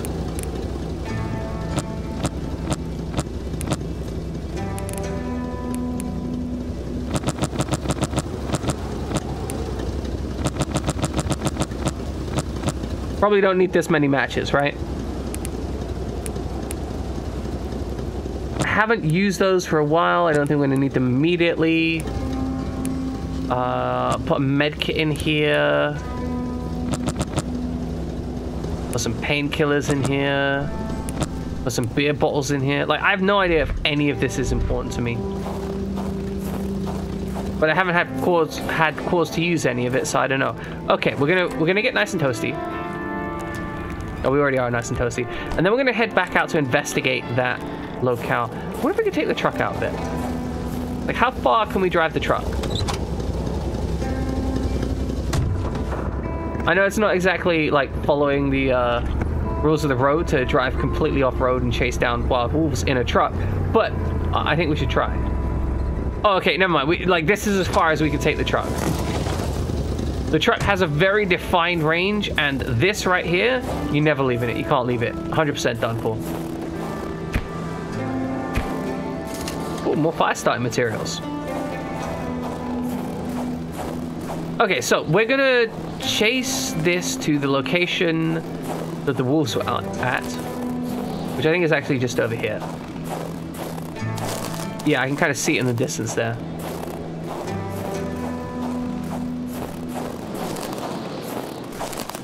But then from here, where does one go?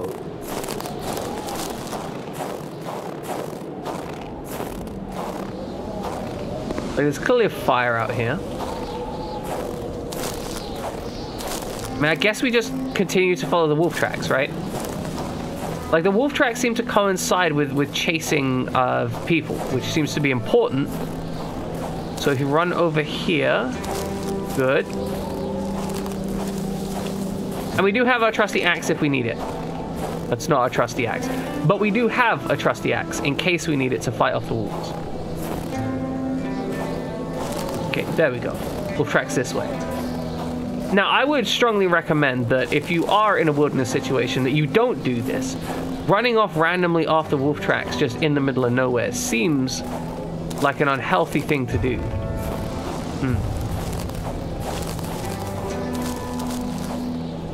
Oh, tracks over here. Oh, we found a camp.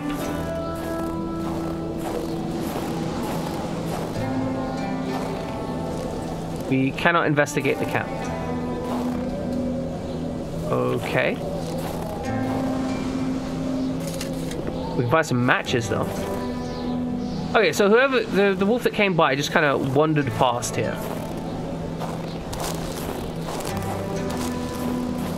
And then went over here.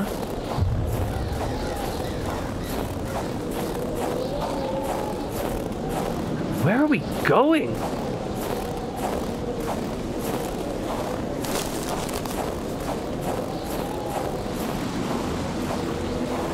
Yeah, exactly. Like, running off into the wilderness when there's empty houses right next to me is a terrible idea. However, we're a private investigator and we've confirmed that we'll let nothing get in our way. Oh wait, this is the general store. So we're all the way back at the general store now.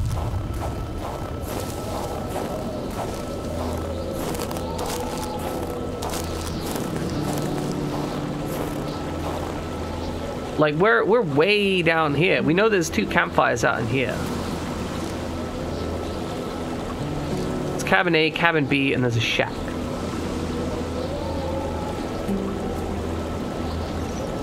I mean, I guess we're running back this way.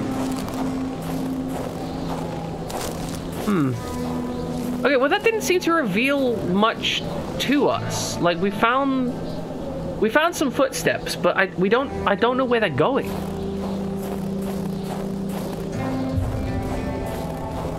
Okay, let's see if I can work out where the footsteps are going from this campsite. Like, unless they're just going back to all the way to the general store.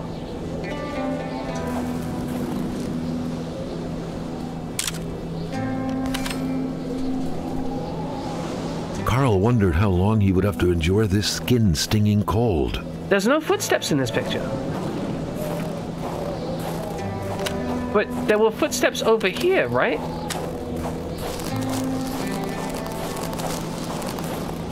So where did the footsteps go? That suggests that somewhere near this camp there's a frozen person.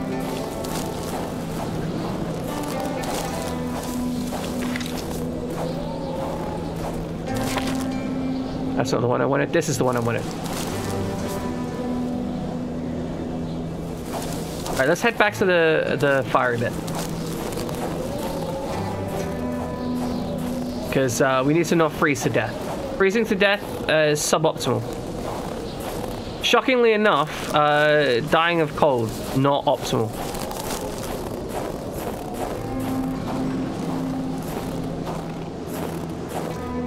A little bit left. Should be just up over here. Unless we got... Okay, there it is. We can see it in the distance. We are rapidly freezing to death, though.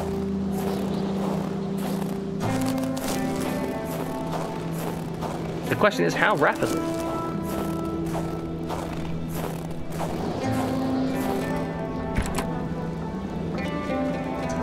Oh, there's steak and beer here. Absolutely. I will 100% take steak and beer every day of the week. I mean, I don't actually like steak that much overall. Like, I think steak is actually not the absolute superior food stuff that some people seem to think it is.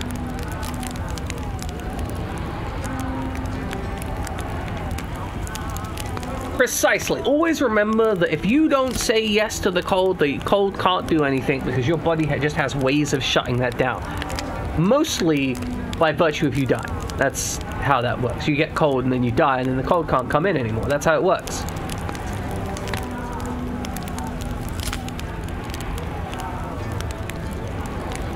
Also, we are actually about 60 minutes since our last break. If we're not, it's about 60 minutes-ish. So I'm going to rock on another break. And then I'm going to think about where to go from here. I guess to the shack, because we can't really find anything in the cold right now. So we're probably going to head back to the... We're going to go to the large shack and see if we can find a magnet there. Me personally, I can't drink beer because it makes me sick. And not in the, like, oh, I get drunk from it, but, like, no, it makes me violently, aggressively sick. Because I'm unlucky like that. In general, I can't drink alcohol. It's kind of an issue. Anyway, I shall be going on break. We should be on break for a moment. We're going to hit escape on this. We'll be back in 3 minutes. I'm sure you know the drill by now.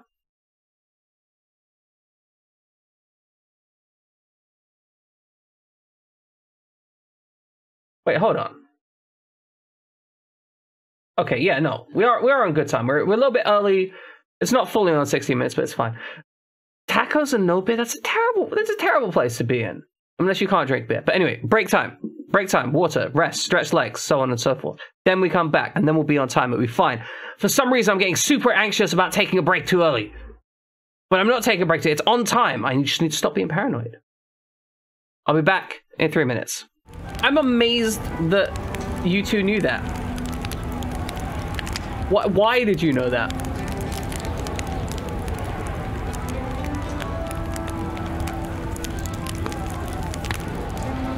I don't have much memory of the music of Blade Runner. I know it's probably good, but I don't have like a recollection or an understanding of it.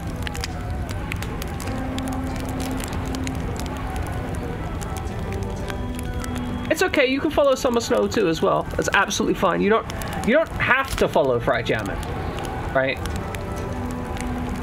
It's okay. Right, like you don't always have to have like super intense music to a movie. Sometimes you can just have a soundscape, and soundscapes tend to not be as memorable because they don't tend to have like beating lines to them. Sometimes you don't read the questions. Like, fair, absolutely fair. That is completely reasonable. I respect your honesty in just like, yeah, sometimes I don't pay attention.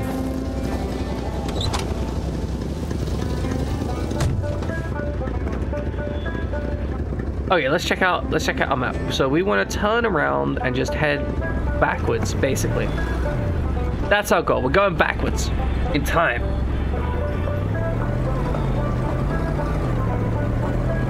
I have not seen the new Blade Runner. I do want to see the new Blade Runner, but I kind of been putting it off. Wow, I'm driving like I'm drunk. God damn. Okay, so we want to take a right at some point. I'm just going to keep grinding into the right until we get somewhere. That's how we work. We've overshot it.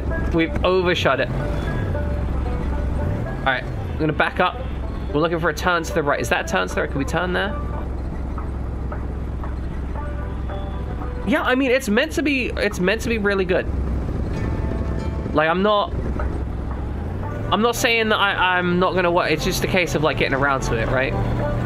Like, a lot of people seem to think it was really good. It has a lot of cyberpunk, sci-fi aesthetics, which I also enjoy. This is actually an issue. There are not many good cyberpunk movies where they really delve into the atmosphere of it, right? Most cyberpunk-based stuff kind of just Alibaba's Cave, doesn't Lumberjack Edition. Really dig in. Surely Carl would find something worth his time in here. I found some flares. And a forest cabin key. Don't forget to return the key for the cabin if you have to use it. Your supervisor. P.S. The next bus to Shibugamu will be October 12th. The next one is 2 weeks later. So there's a cabin in the forest. And we got some Polaroid film. Oh, we found a magnet! We found a magnet, we found a magnet, yes.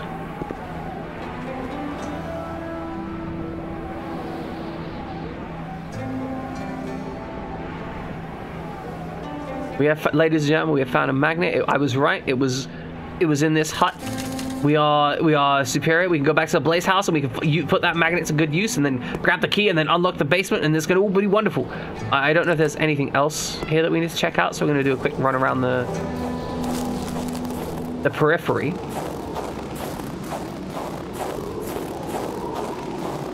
What's this? That is a gun rack and some tables? Why is there a gun rack and some tables just hanging out here? Doesn't look like there's too much here, so I'm actually just going to head on. Now, we did find a key to a forest cabin, but I don't see any forest. Maybe it's up there where the watchtower is. Oh, no, it's marked on the map right there. See it? Right in the center there. Okay, so we got the key for that. We'll probably be checking that out later. In the meantime, we're going to go back to the Blaze household and use that magnet to get that key and check out the place, because we were searching for that for a while and I want to discover and understand it. So let's get out of here, turn around. We don't need to look back, it's fine. We can't actually hit anything in this game apart from the initial opening car crash, I guess. Okay, so now we get to find out what's in the shed. Like, overall, this game has been super interesting in terms of... right, that was the other shack. Right, got it.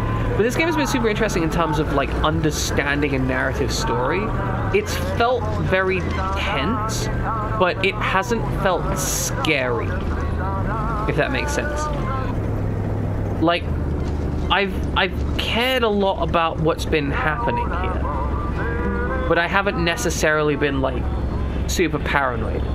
There's been a few moments where I've been like, oh, what's happening here? For example, when I heard the noises and there was the wolf in the building, that was cool and interesting and it heightened the sense of tension, but it didn't try and, like, jump scare me, right? It didn't try and jump scare me and terrify me. It kind of presented like, hey, here's a problem. How are you going to deal with that? And so I'm enjoying that aspect of this. It's not exactly a traditional horror game or anything. It's placed closer to Firewatch.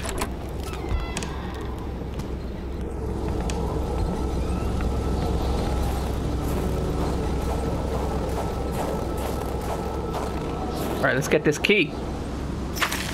A key? Excellent. What could it be for? It's for this door. We know it's for this door. Carl couldn't reach it with his arm alone, but he had more than a few tricks up his sleeve to pick it up. Okay, what's this? The chainsaw doesn't work. What have we acquired here? Some hardware. Huh. Some flares. What was the point of coming in here?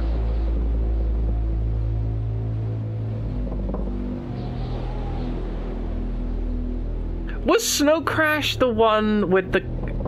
I'm gonna ask this without trying to spoil anything, but Snow Crash was the one where the guy has a katana fight in virtual reality, right? Like, am I remembering that correctly? Like, he's like, oh, I got disrespected by some businessman with katanas, and I'm gonna... Got it. Okay. Yeah. Okay. I'm understanding. I remember now. That it is actually, Snow Crash is actually excellent. Like, yeah, yeah.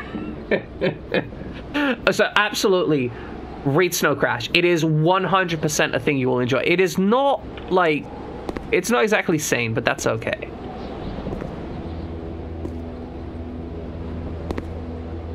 I feel like there's... Oh, we found a hammer. Okay. I mean, I guess this is what we were here to find. There's just garbage up in the ceiling. Yeah, because they have the story, like, I'm not going to spoil anything, I think, from memory, but the story has a lot of discussions on anthropology and humanity and how they interact and why they interact. Like, that's kind of one of the key narrative elements to the story, is why are people the way they are? From memory.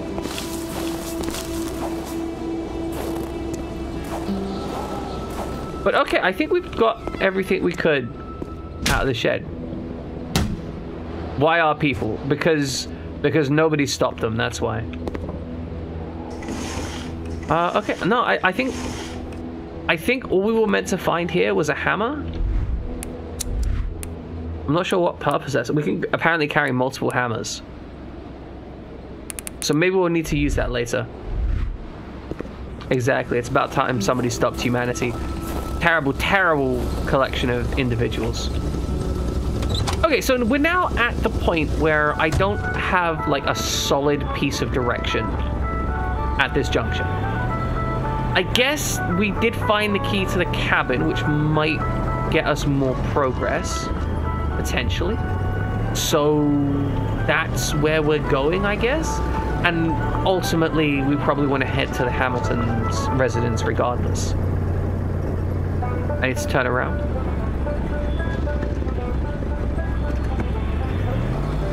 So we have some specific information. Some people have been frozen. The Hamiltons have been engaging in some...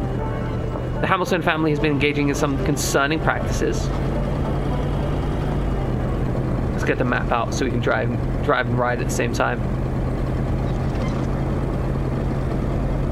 Yeah, look, we're going fine. We're going fine. Oh!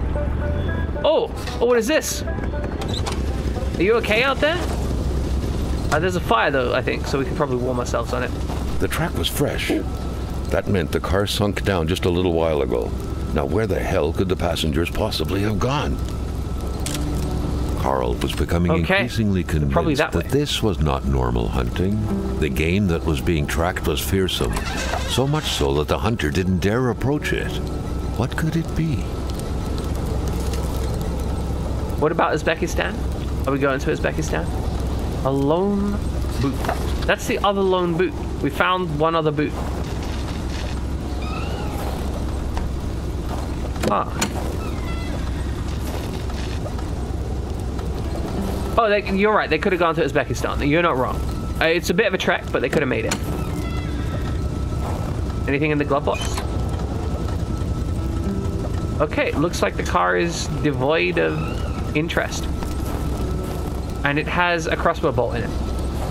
They did apparently put on the hazards, though, which is nice of them. There was only void where the road should be. Carl Holy shit. He felt trapped. It was as if the road had drowned in the lake. He would have to find like it's just gone. Okay, but I think we know where we need to go. Like, we need to go through the right way here.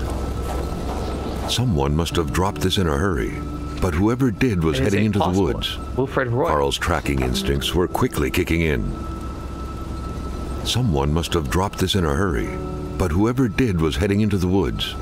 Carl's tracking instincts were quickly kicking in. Okay, time to go.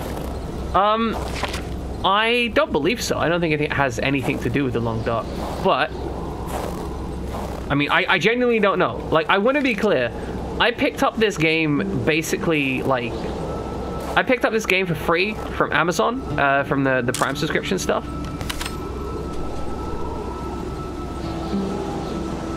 Okay, we've got footsteps, and they're going this way. Yeah, I just started it up randomly, like, this morning. I'm like, yeah, we're gonna play this. And then we played this. And I wasn't expecting it to be what it was. He was suddenly shivering. He was going back to the realm of visions. Oh, we've entered the realm of visions. Carl had no issue recognizing the spirit-like figures. but he couldn't figure out what they wanted from him. Yeah, what do you want from me? The phantom, freed of reality's shackles, vanished in the forest. Earlier, Carl had witnessed a tragedy that befell it. Oh! Another phantom disappeared in the wilderness. Carl had seen what happened to it too. Oh, we have an objective! We cannot pass here until we witness their deaths. So we need to find 2 more dead people. Oh, this tree is just completely uprooted. So if we walk away from this...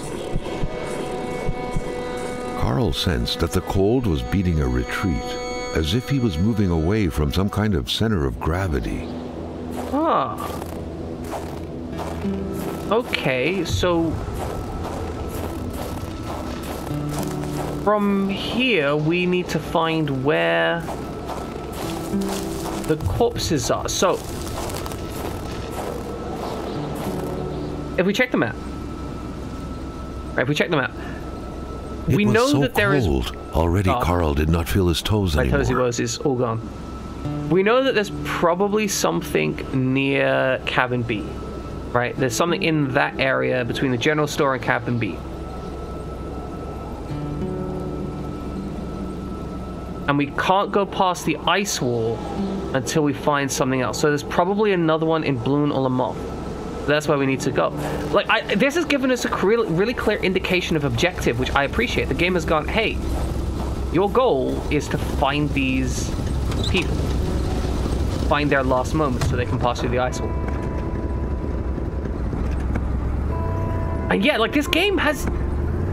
like, considering it is just a random game that I picked up for free, and I was just like, yeah, I'm going to play this. This game has really surprised me. It's been super enjoyable.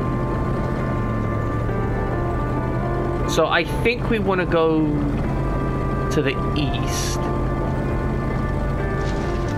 Oh, my dude's a little bit cold. It's an issue. It's fine. We're going to go really fast. Because going fast gets you nice and warm, right? Okay, so we want to go... oh, that woke us up. So we want to go across the... I think we want to go to the right now? Is there going to be a slip road off here? Yeah, because this is where the road splits. It is genuinely really difficult to drive in these conditions, and I enjoy the fact that they actually allow the visibility to be rubbish, because it actually makes it makes navigating from location to location something of a challenge. Like, it's not dangerous, right? Like, I'm not scared I'm gonna mess up and fail everything, but I am concerned constantly that I have to deal with this. You know, I actually feel like I'm navigating a dangerous environment where I have to be cautious. Okay, so we know that's the doctor's house. I'm actually going to go to the doctor's house specifically to warm up before I move onwards.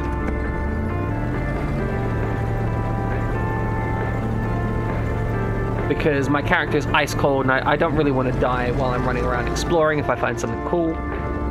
So we'll go to the doctor's house, get nice and toasty, and then complain about the future.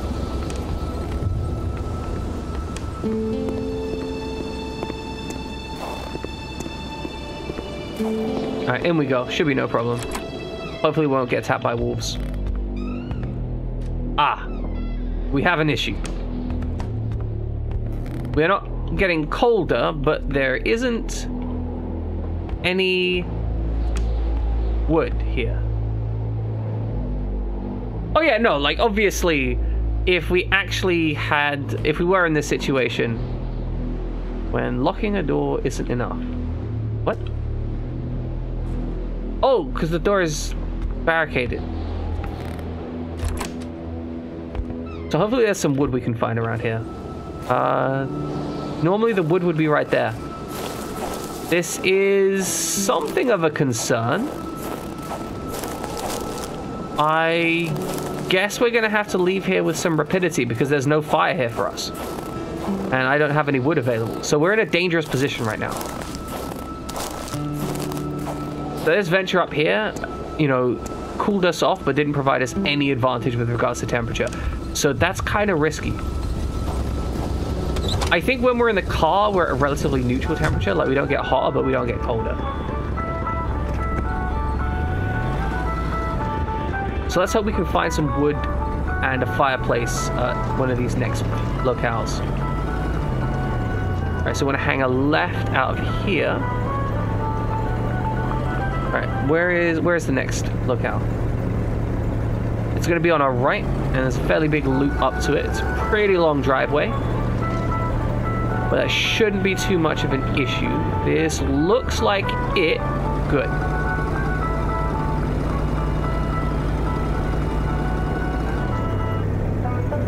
I will say the load screens are a little bit aggressive. I do wish that they had done something to smooth those out, but I also recognize, you know, sometimes games just be like, games are difficult to make, you know.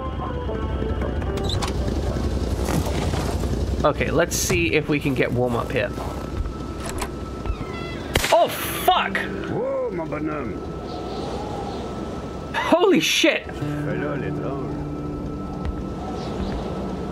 Oh, you almost fucking killed me. Hey. Can I come in? Je m'attendais pas à ce qu'un étrange retentisse par ici. Oh, that scared the shit out of me. J'ai ma carabine au bout du doigt et puis bang. That's not a shotgun, that's a rifle.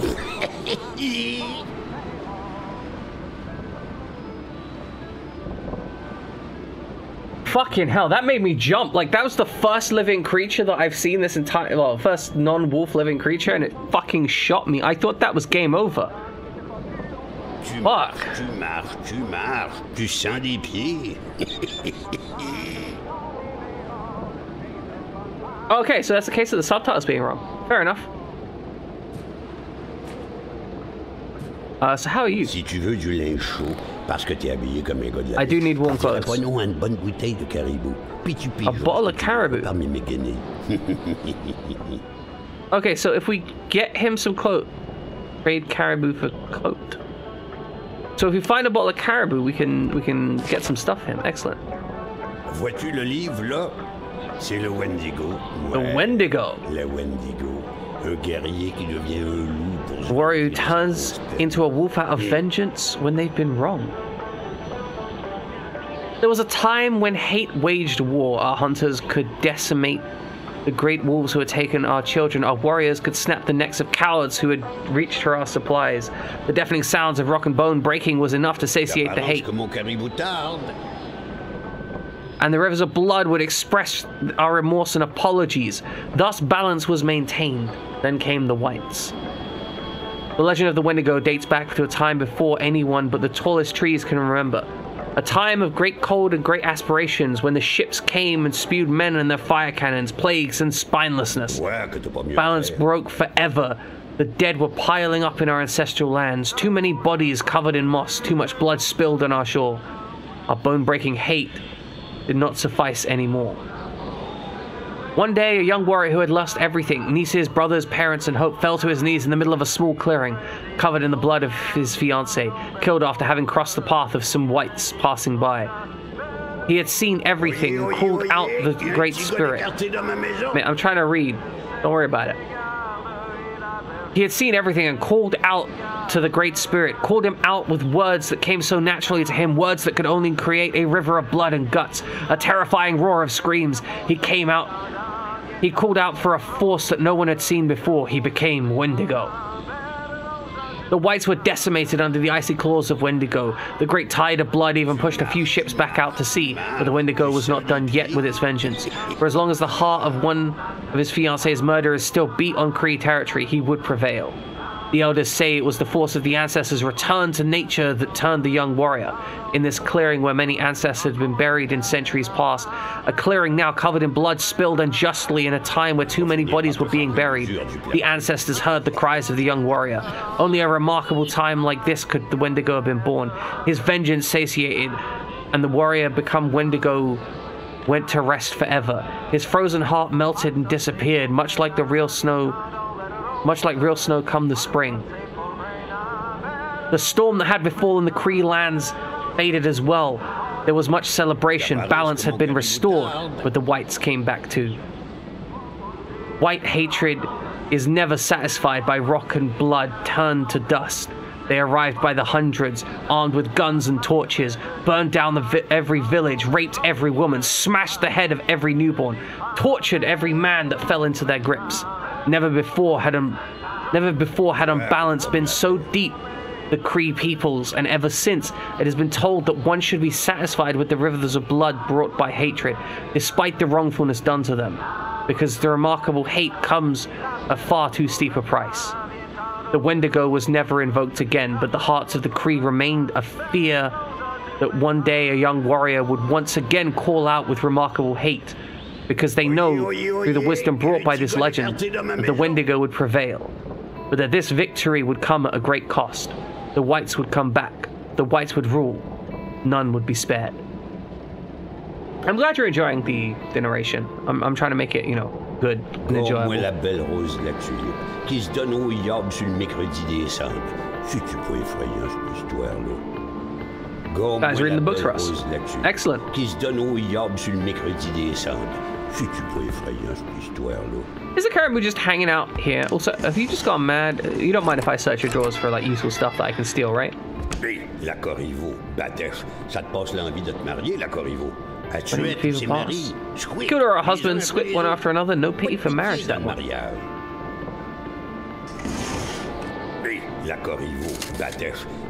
I was gonna say, like, I haven't heard this particular rendition of what the Wendigo is discussed as before. Kind of enjoying it. It's a little bit weird having been completely alone up until now. And now I'm just raiding this guy's drawers. I feel like we should have more to talk to him about. Like, it feels a little bit strange.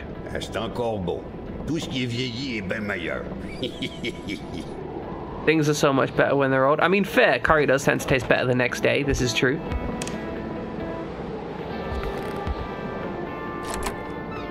And this looks like the Kazi. Okay. So, jeez. Jesus. Okay. I mean, fair. Fair. That wasn't what I was expecting, but fair. Okay, so. We have a situation where we think a Wendigo is probably predating. I mean, okay, fair, but like also, I feel like we should still be trying. Like, I feel like Carl, as a detective, would probably be like, "Hey, man, I've seen a lot of dead people. You want to help me out with that?" But then again, he's a crazy old man, so, you know, fair. You know, that's kind of reasonable. I wonder if we're gonna come back and he's gonna be dead at some point. But okay, this is. Where are we? Oh, so we know he's alive, and we know that he will trade caribou, a bottle of caribou, for warm clothes, and that seems like really, really good. Yeah, no, I intend to leave him, but I am going to trade him alcohol for clothes. I think that's a good advantage. So we've got two more houses down here, Bluen and Lamoth. So that's going to be our goal, I think.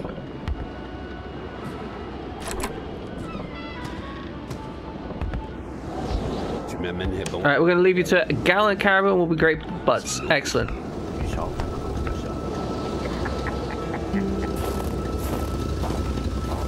Okay, it was threatening to make us get out. Wonderful. Okay, we should probably search the other building, right? Like, that should be a thing. Just in case. We probably shouldn't hammer his face in with a hammer or an axe or something. Though we could. I want to point out we could absolutely beat him to death. That would be an option. We shouldn't. Ooh, okay, so this is a locked building. I don't think that going to that building is going to be too important. I think we go elsewhere for now. Like, I'm guessing maybe after we give him the alcohol, he might be more predisposed. Carl had fed his mind. but had forgotten the harsh reality that his body also needed nourishment, especially in the dead of winter. Does that mean that I am hungry? Was the game informing me that my character is hungry? I mean, I have steak. The steak is almost certainly frozen at this point, but could I not eat the steak? Yeah, exactly. Can't live on cocaine alone. I mean, you can try. Many people have tried. Many people have indeed failed at living on cocaine alone, but they did get remarkably thin before dying. That is an ice block. We check these ice blocks. We take photographs of them. The reason we take photographs of them is because very frequently ice block photographs provide clues as to where frozen corpses are. Get a nice big outer shot like this.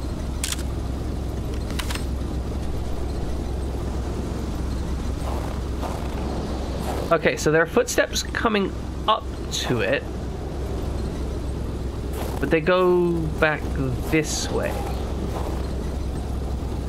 Huh. Okay, let's take a picture from the other direction.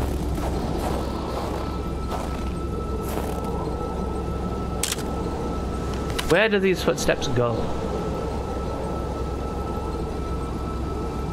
Strange. The footstep goes this way? And we have wolf tracks parallel. Okay, I mean, wolf tracks seem important. Oh, looks like there's something in the distance. I have no idea what that is, but I'm heading towards it.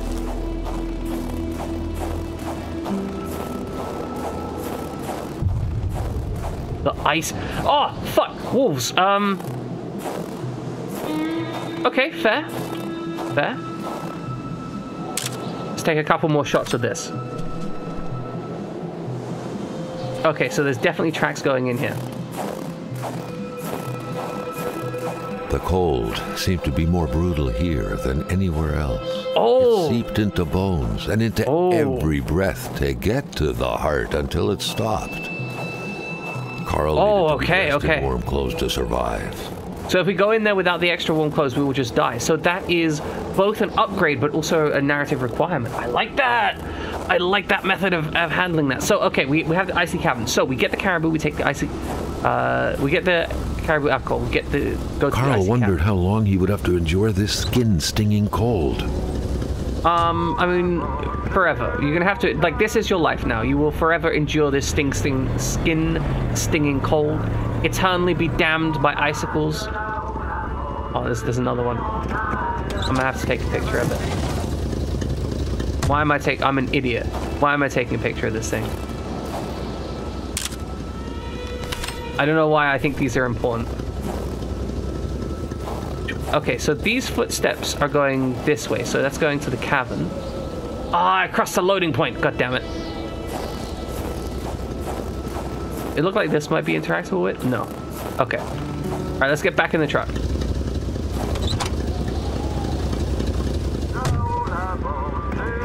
That is a decided issue, right?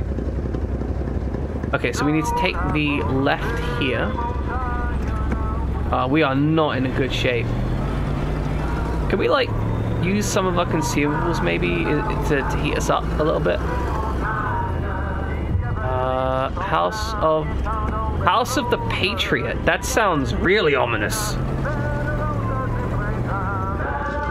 Oh, this does not look good. This does not look good at all.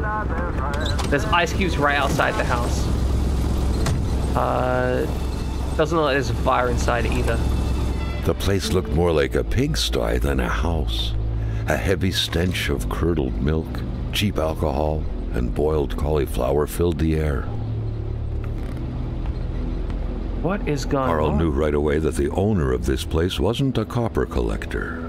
No, this was a junkman's base of operations. A junkman? The guy definitely seemed like quite the expert in scavenging scrap metal, with or without permission, surely. In the right hands, red metal could sell like hotcakes. Good. Drawers are overrated. You're not wrong. You had to be out of your mind to cook up white whiskey at home. The all-surrounding stench of alcohol alone was probably enough to gas a man to death. Oh my god. Like, not only is he handling this, but he's also smoking right next to this apparatus that is going to produce, like, highly alcoholic, dangerous stuff. Flammable air, delicious. Okay, so we are freezing to death. This is an actual issue. I am looking for places, like, things to not freeze to death. Why wash dishes when clean ones are within reach? Again, not oh, thank goodness. Oh, yes. Oh, this is so much nicer. I feel so much better. I can feel the ice just coming straight up. I would hug the whiskey machine if I could. We don't have enough sources of warmth in this game. That is actually a thing that I wish. I wish we had more alternate rock music invaded the minds of men, even in the remotest of places. It invaded them. The man didn't own a turntable, though, so there's that going for him. Oh my god. Your poor guy here is buying Led Zeppelin albums, but he doesn't even own a turntable with which to listen to those Led Zeppelin albums. Back then, in Africa and elsewhere, people were ready to take up arms to stand against the yoke of English imperialism. In Montreal, mailboxes were blown up, abductions were carried out, and violent manifestos were distributed to media outlets. But around here, in the great northernmost, all a man could do is curse out loud against a faraway evil and pray for the revolution to arise. That man, by any reckoning, was from that very stock. So this is something that I don't know about historically. Like, I have a vague knowledge of. Like, I know that the United Kingdom, as part of the Commonwealth, basically enacted a level of command over various other nations. But I genuinely don't have a historical understanding of what exactly that meant in terms of, like, the political feeling of the time, like, even just in the 70s where this game is set. So I don't have an understanding of this. I've never encountered the idea of a Canadian individual who thinks that the English are to be thrown off, to be detested and pushed away. And it makes sense, right? Because the English are terrible, terrible people historically.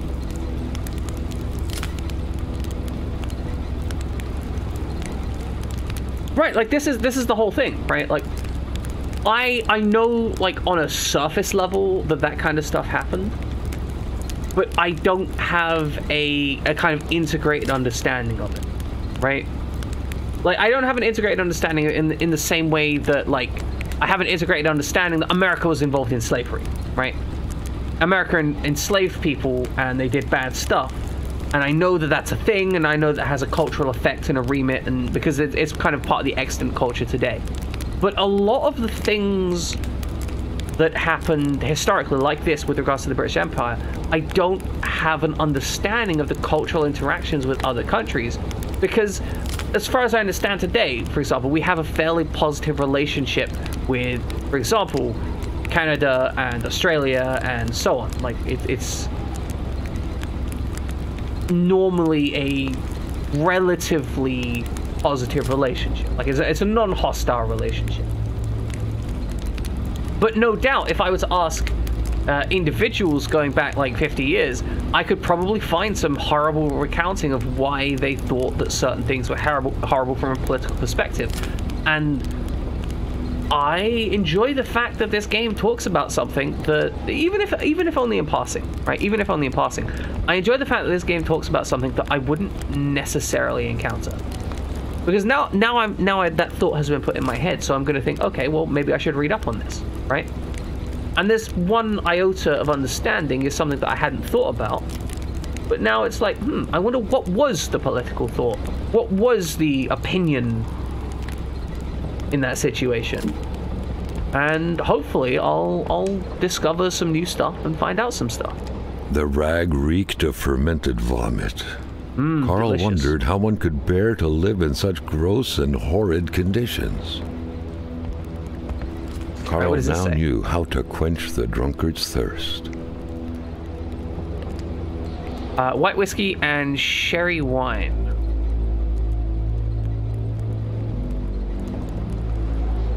And we have some recipes for a Long Island iced tea and a gin fizz. I don't know if these are good recipes.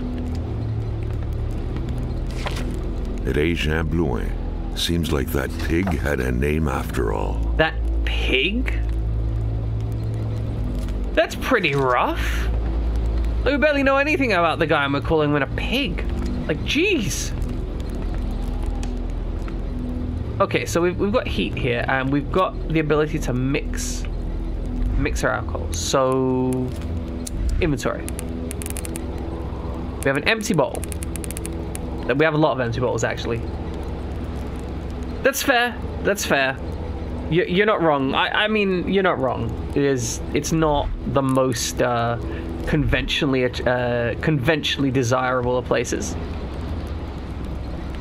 So we need to find. We need, yeah.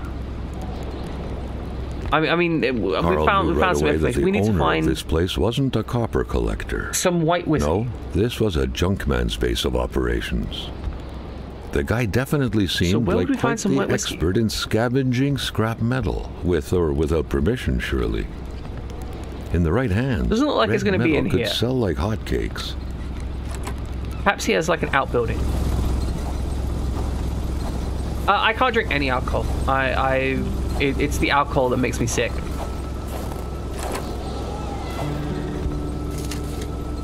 It's a very bright poop hole right there. Super bright. It just goes into a like atomizer.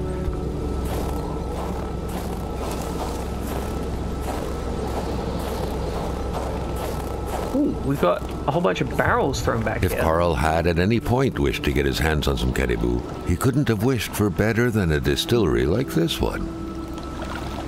It is true. It is true. But first, I need to find the white whiskey to distill.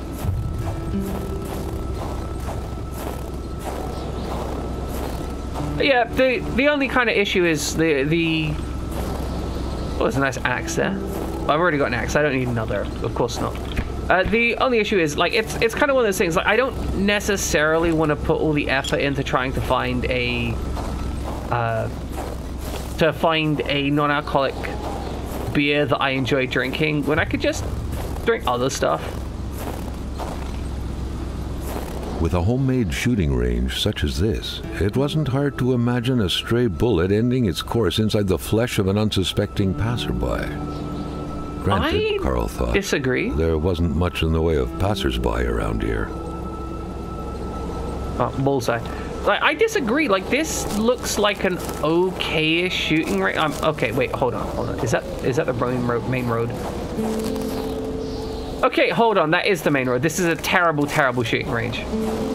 Like, this is an absolutely dumb shooting range. I thought he was just backing onto like a giant forest somewhere. Because he has forest on 3 sides of him. Why would he not do that? Alright, let's take a picture. Alright, we do have footsteps following the wolf tracks. Oh, I enjoy trying new things as well. But it comes down to like a kind of cost basis, and like there's the whole time, energy. Let's take a picture of this too. But yeah, there's like the whole time, energy, location, so on and so forth combat. Like I enjoy trying new things, but a lot of those new things make me sick because of the way that I am. Because I'm lucky like that. I'm really, like, I'm the luckiest guy you can find. I get sick from everything. Which does kind of make an absolute pain in the ass because, I mean, fucking bullshit, basically. Having to deal with bullshit. I'm not being very eloquent at the moment. I'm not really... in summary, I shall summarize my point. Seen its share of gravel roads. Carl wasn't a mechanic, but he could easily tell that only the most heartfelt prayer would bring this old beater back from its slumber. Love the narration in this. With that cold, however, it was more likely that it would wait until next spring to wake up. That's fair. So as I was going to say, in summary, I have a lot of random allergies when it comes to foodstuffs. And so trying new foods can be an absolute chore. I do enjoy trying new foods, but it takes a lot of effort to find things that don't make me sick. And if they do make me sick, they'll put me out of action for like a couple days. Which, you know, kind of makes it a challenge. It means I can only really try new foods on Fridays, because otherwise it'll interrupt my streaming schedule. Which is kind of fucked up, right? Like, it's messed up that has to be my litmus test. Like, hey, new foods, they can only be eaten on Fridays. Otherwise, I'll be sick while streaming, which isn't good.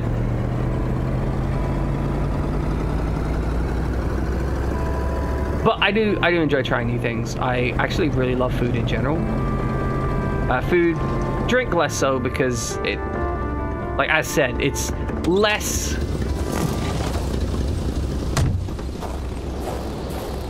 What's the word I'm looking for?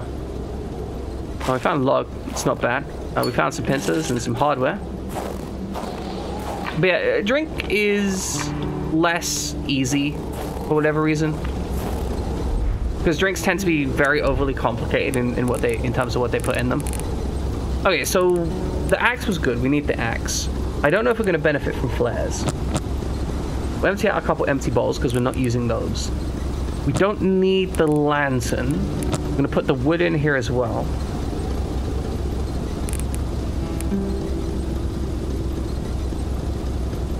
I think we put the revolver in here also. And the pincers. We might need more later, but we don't need them now, so we're just going to leave them.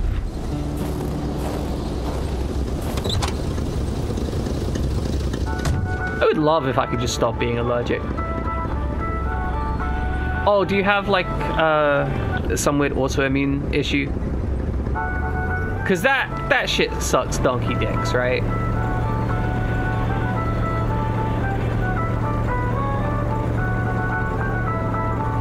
Yeah, it's an absolute pain in the ass.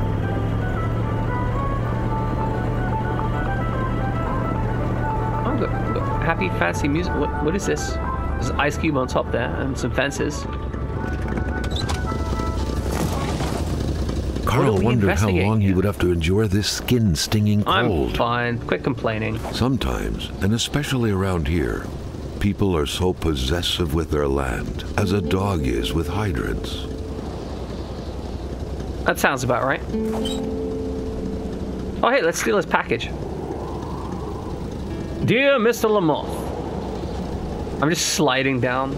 Yeah. All right, Summer Snow, I hope you have a wonderful time. I believe you're heading off to stream. Please, if anyone wants to go check out Summer Snow, please do so. She's an excellent human being and an enjoyable streamer to watch. Here is a spark plug you ordered for your Olympic ski-doo. This model is being very popular. It's made it difficult to find a brand new part as quickly as usual. Thank you for choosing Garage Potvin and Phil's at Chibamangu. Chibugamu. Sincerely, Gaten Povin. I've got an ice cube up there and some raised land, and I'm thinking maybe we need to investigate that. We are kind of chilly though. Right, let's get a picture of this ice cube. I don't know to what extent it will work. Okay, so there's footsteps for this ice cube going off that way, so we'll have to remember that. In the meantime, however, I would like to get in here. Alright, we've got the pincers for this. Withdraw. 1 pincers and 1 log. I don't know what else I took with me, but deposit. But whatever it was wasn't that important. Let's break in here.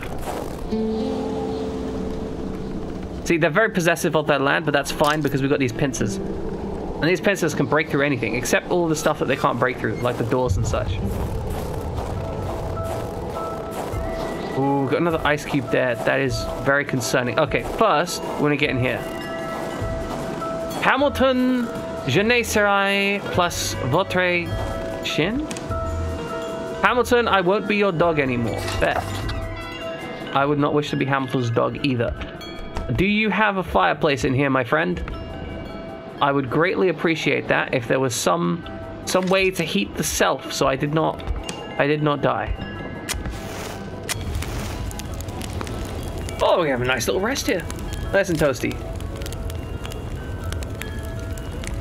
Yeah, like, I feel we are engaging in some light criminality. We may be committing some crimes. We may be committing a lot of crimes, actually. We may be committing a whole host of crimes. We may, in fact, be a criminal mastermind. I don't really think we're a private investigator. The fuck is that? Weird stuff. Kind of a crossing between a colander and a hairdryer. What was it for? To play telepath?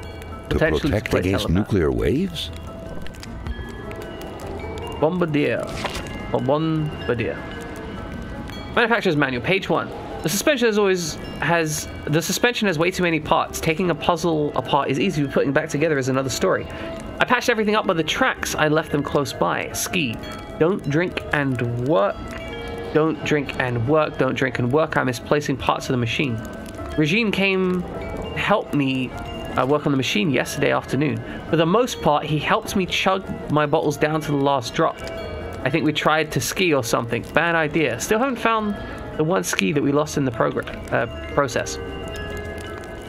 That would make a nice beach chair pad. I just need to get all the parts to reassemble it. Electrical. This lamp is pretty well made, suitable for even the harshest of winters. I think I'll place it on top of my secret prototype in the garage. Space has got to be pitch black and damn cold after all. He is making a spaceship! I'll have to hurry and fix this machine if I'm to travel around the powder snow all winter. After all, I've managed to untangle and replace the brakes cable dead on time for October. Now, how about a nice light blanket of early snow to let the fun begin? Some 1969 stunts. There are blasts when you're 12 and you go and break your brother's old bicycle, I suppose. Well, I managed to damage my beautiful brand new snowmobile after only 2 days of acrobatics. Fixing it up will take a while. I'm thinking a year at the very least, damn it. March 1970, I need to get my hands on that yellow suit, including the helmet that goes with it. Just like in the ad, I'll order them from the bay. September, I think I'm done. All that's left is install all the parts, get the spark plug I've ordered back in August and I still haven't received. Find the snowmobile's ignition key. I think it's on a bunch of keys, which should be on the generator powering my top secret workshop down south. In which I'm working on my equally top secret machine. Anyways, I've got to find that key. Now that I've siphoned off the snowmobile's gas to feed the truck, I'll have to refill it if I'm to wander the snowbanks at some point. Okay, so maybe we can rebuild his snowmobile? That seems like that's what the goal is. Roswell, Atamipek, same story. Large deserts conducive to extravagant follies. Following up on your complaint, I am afraid the police cannot support your claim alleging the sudden appearance of a man who came from outer space on your village's territory. Manifestly, what happened at Roswell in New Mexico left a deep impression on you, and we would urge you to consult with a physician as soon as possible regarding future potential complaints. Let it be known that the Judicial District of Abitibi, the Judicial District of Abitibi does not believe in little green men. Regards, Pierre Valjean, Clerk, Sutre de Quebec.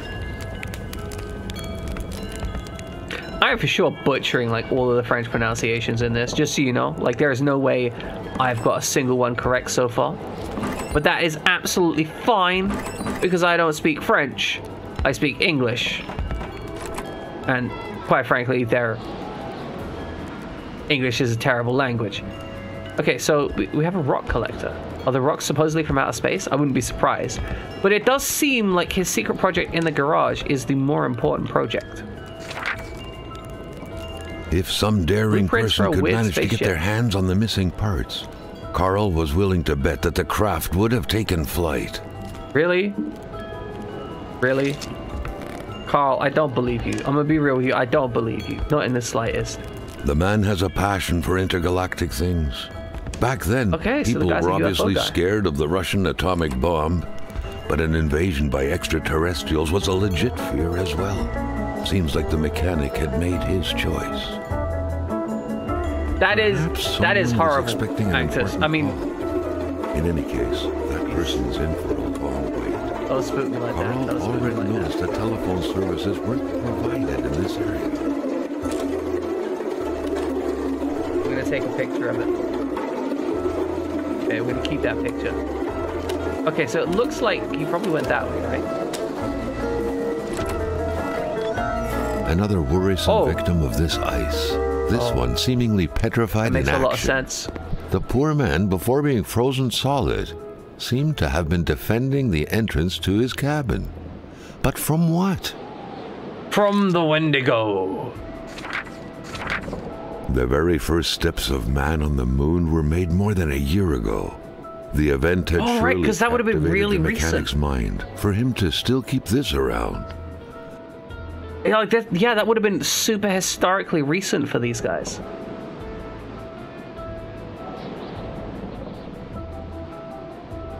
And yeah, I agree. Sunk isn't right when your bed is in your garage. Are these just... Okay, there's just a box full of oil cans. Good. We've acquired a headlight. This is very important for exploring his super secret project. No, I understand. They're like a different... It's a related... Like, it's not a direct thing, right? It's like a related linguistic group. There isn't... It's kind of the same way that Americans butcher English, right? Like, it's just grown up in a different cultural group, so it has adjusted itself. The week of October 5th, thought Carl. That was this week. The plug should have been here by now. Plug should have been here somewhere. Probably in the mailbox. Alright, let's touch this guy. That sounds weird. It feels uncomfortable to say that. Okay, so we head over here. Are you working on something, my friend?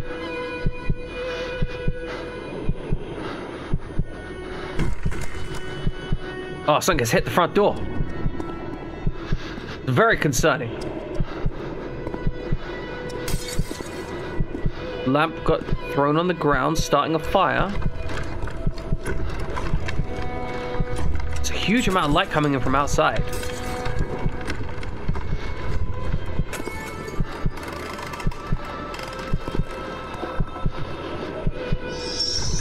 And as you peeked, the Wendigo froze you to death, leaving you in the state that you're in now.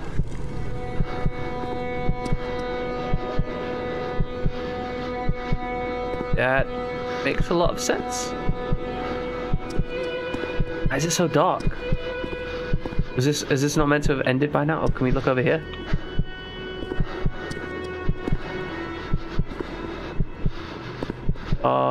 Are we stuck in this?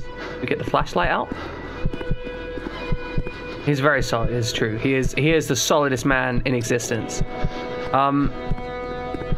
Oh, here we go. I need to look up there.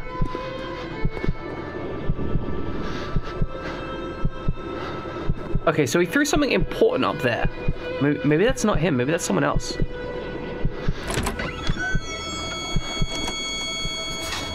Something very important must have been in there for the man to take such time and effort to hide it. But Carl didn't know how to reach it. It's in there.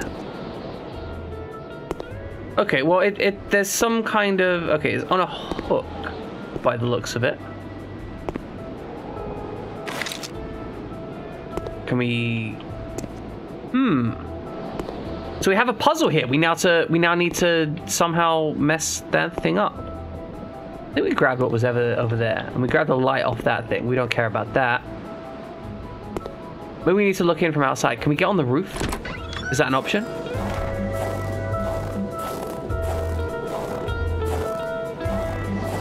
Right, because that's up there. We do have a limited jump. Doesn't seem to do much for us, though. Maybe we need to get some planks or something?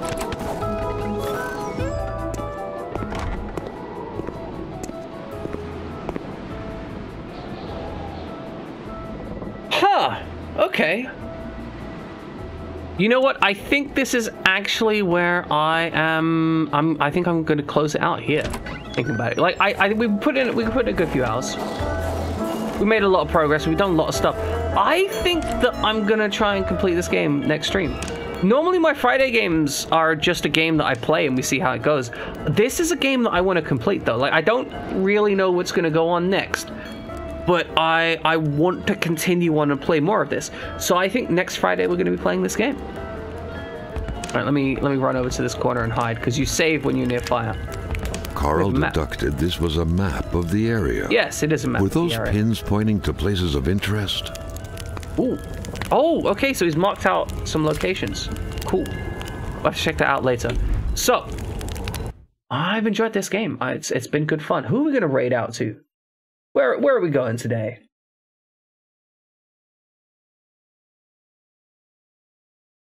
Let's have a quick glance and see who. Oh, Nyx is online. Okay, that's it. That's who we're going to. We're going to Nyx. All right, ladies and gentlemen, let's get you raided out to Nyx.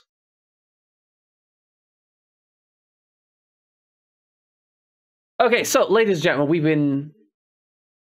been having an interesting game. I enjoyed this. I really enjoyed it. I wasn't certain that this was going to be a game that I wanted to play more of, but you know what? It is definitely a game that I want to play more of. It is definitely a game that I've had a lot of fun with. And I think next Friday I'm going to aim to complete this game. So you're not going to see me again until Monday, and Monday we're going to be playing Silent Hill Homecoming. Oh, fuck. I just remembered Silent Hill Homecoming is on Mondays. I am so not excited for that. Like, this game I'm excited to play more of. Silent Hill, I am not excited to. That game was bad. I do not want to fight more shit in that game. Oh, that is... Well, anyway, ladies and gentlemen, we're going to raid you out. It's going to be wonderful. I appreciate everyone that's come by. Like, genuinely. Like, I know it's super nerdy, but I had a wonderful stream from my perspective. I had lots of guys talking and interacting, and it felt really good to be having you around, having the conversation. You know how it is, right? But yeah, I hope to have a nice weekend. I hope you guys will have a nice weekend, and I hope you enjoy beer and or tacos, as the case may be, based on what's available. Oh, and spam eggs to Nyx if you can.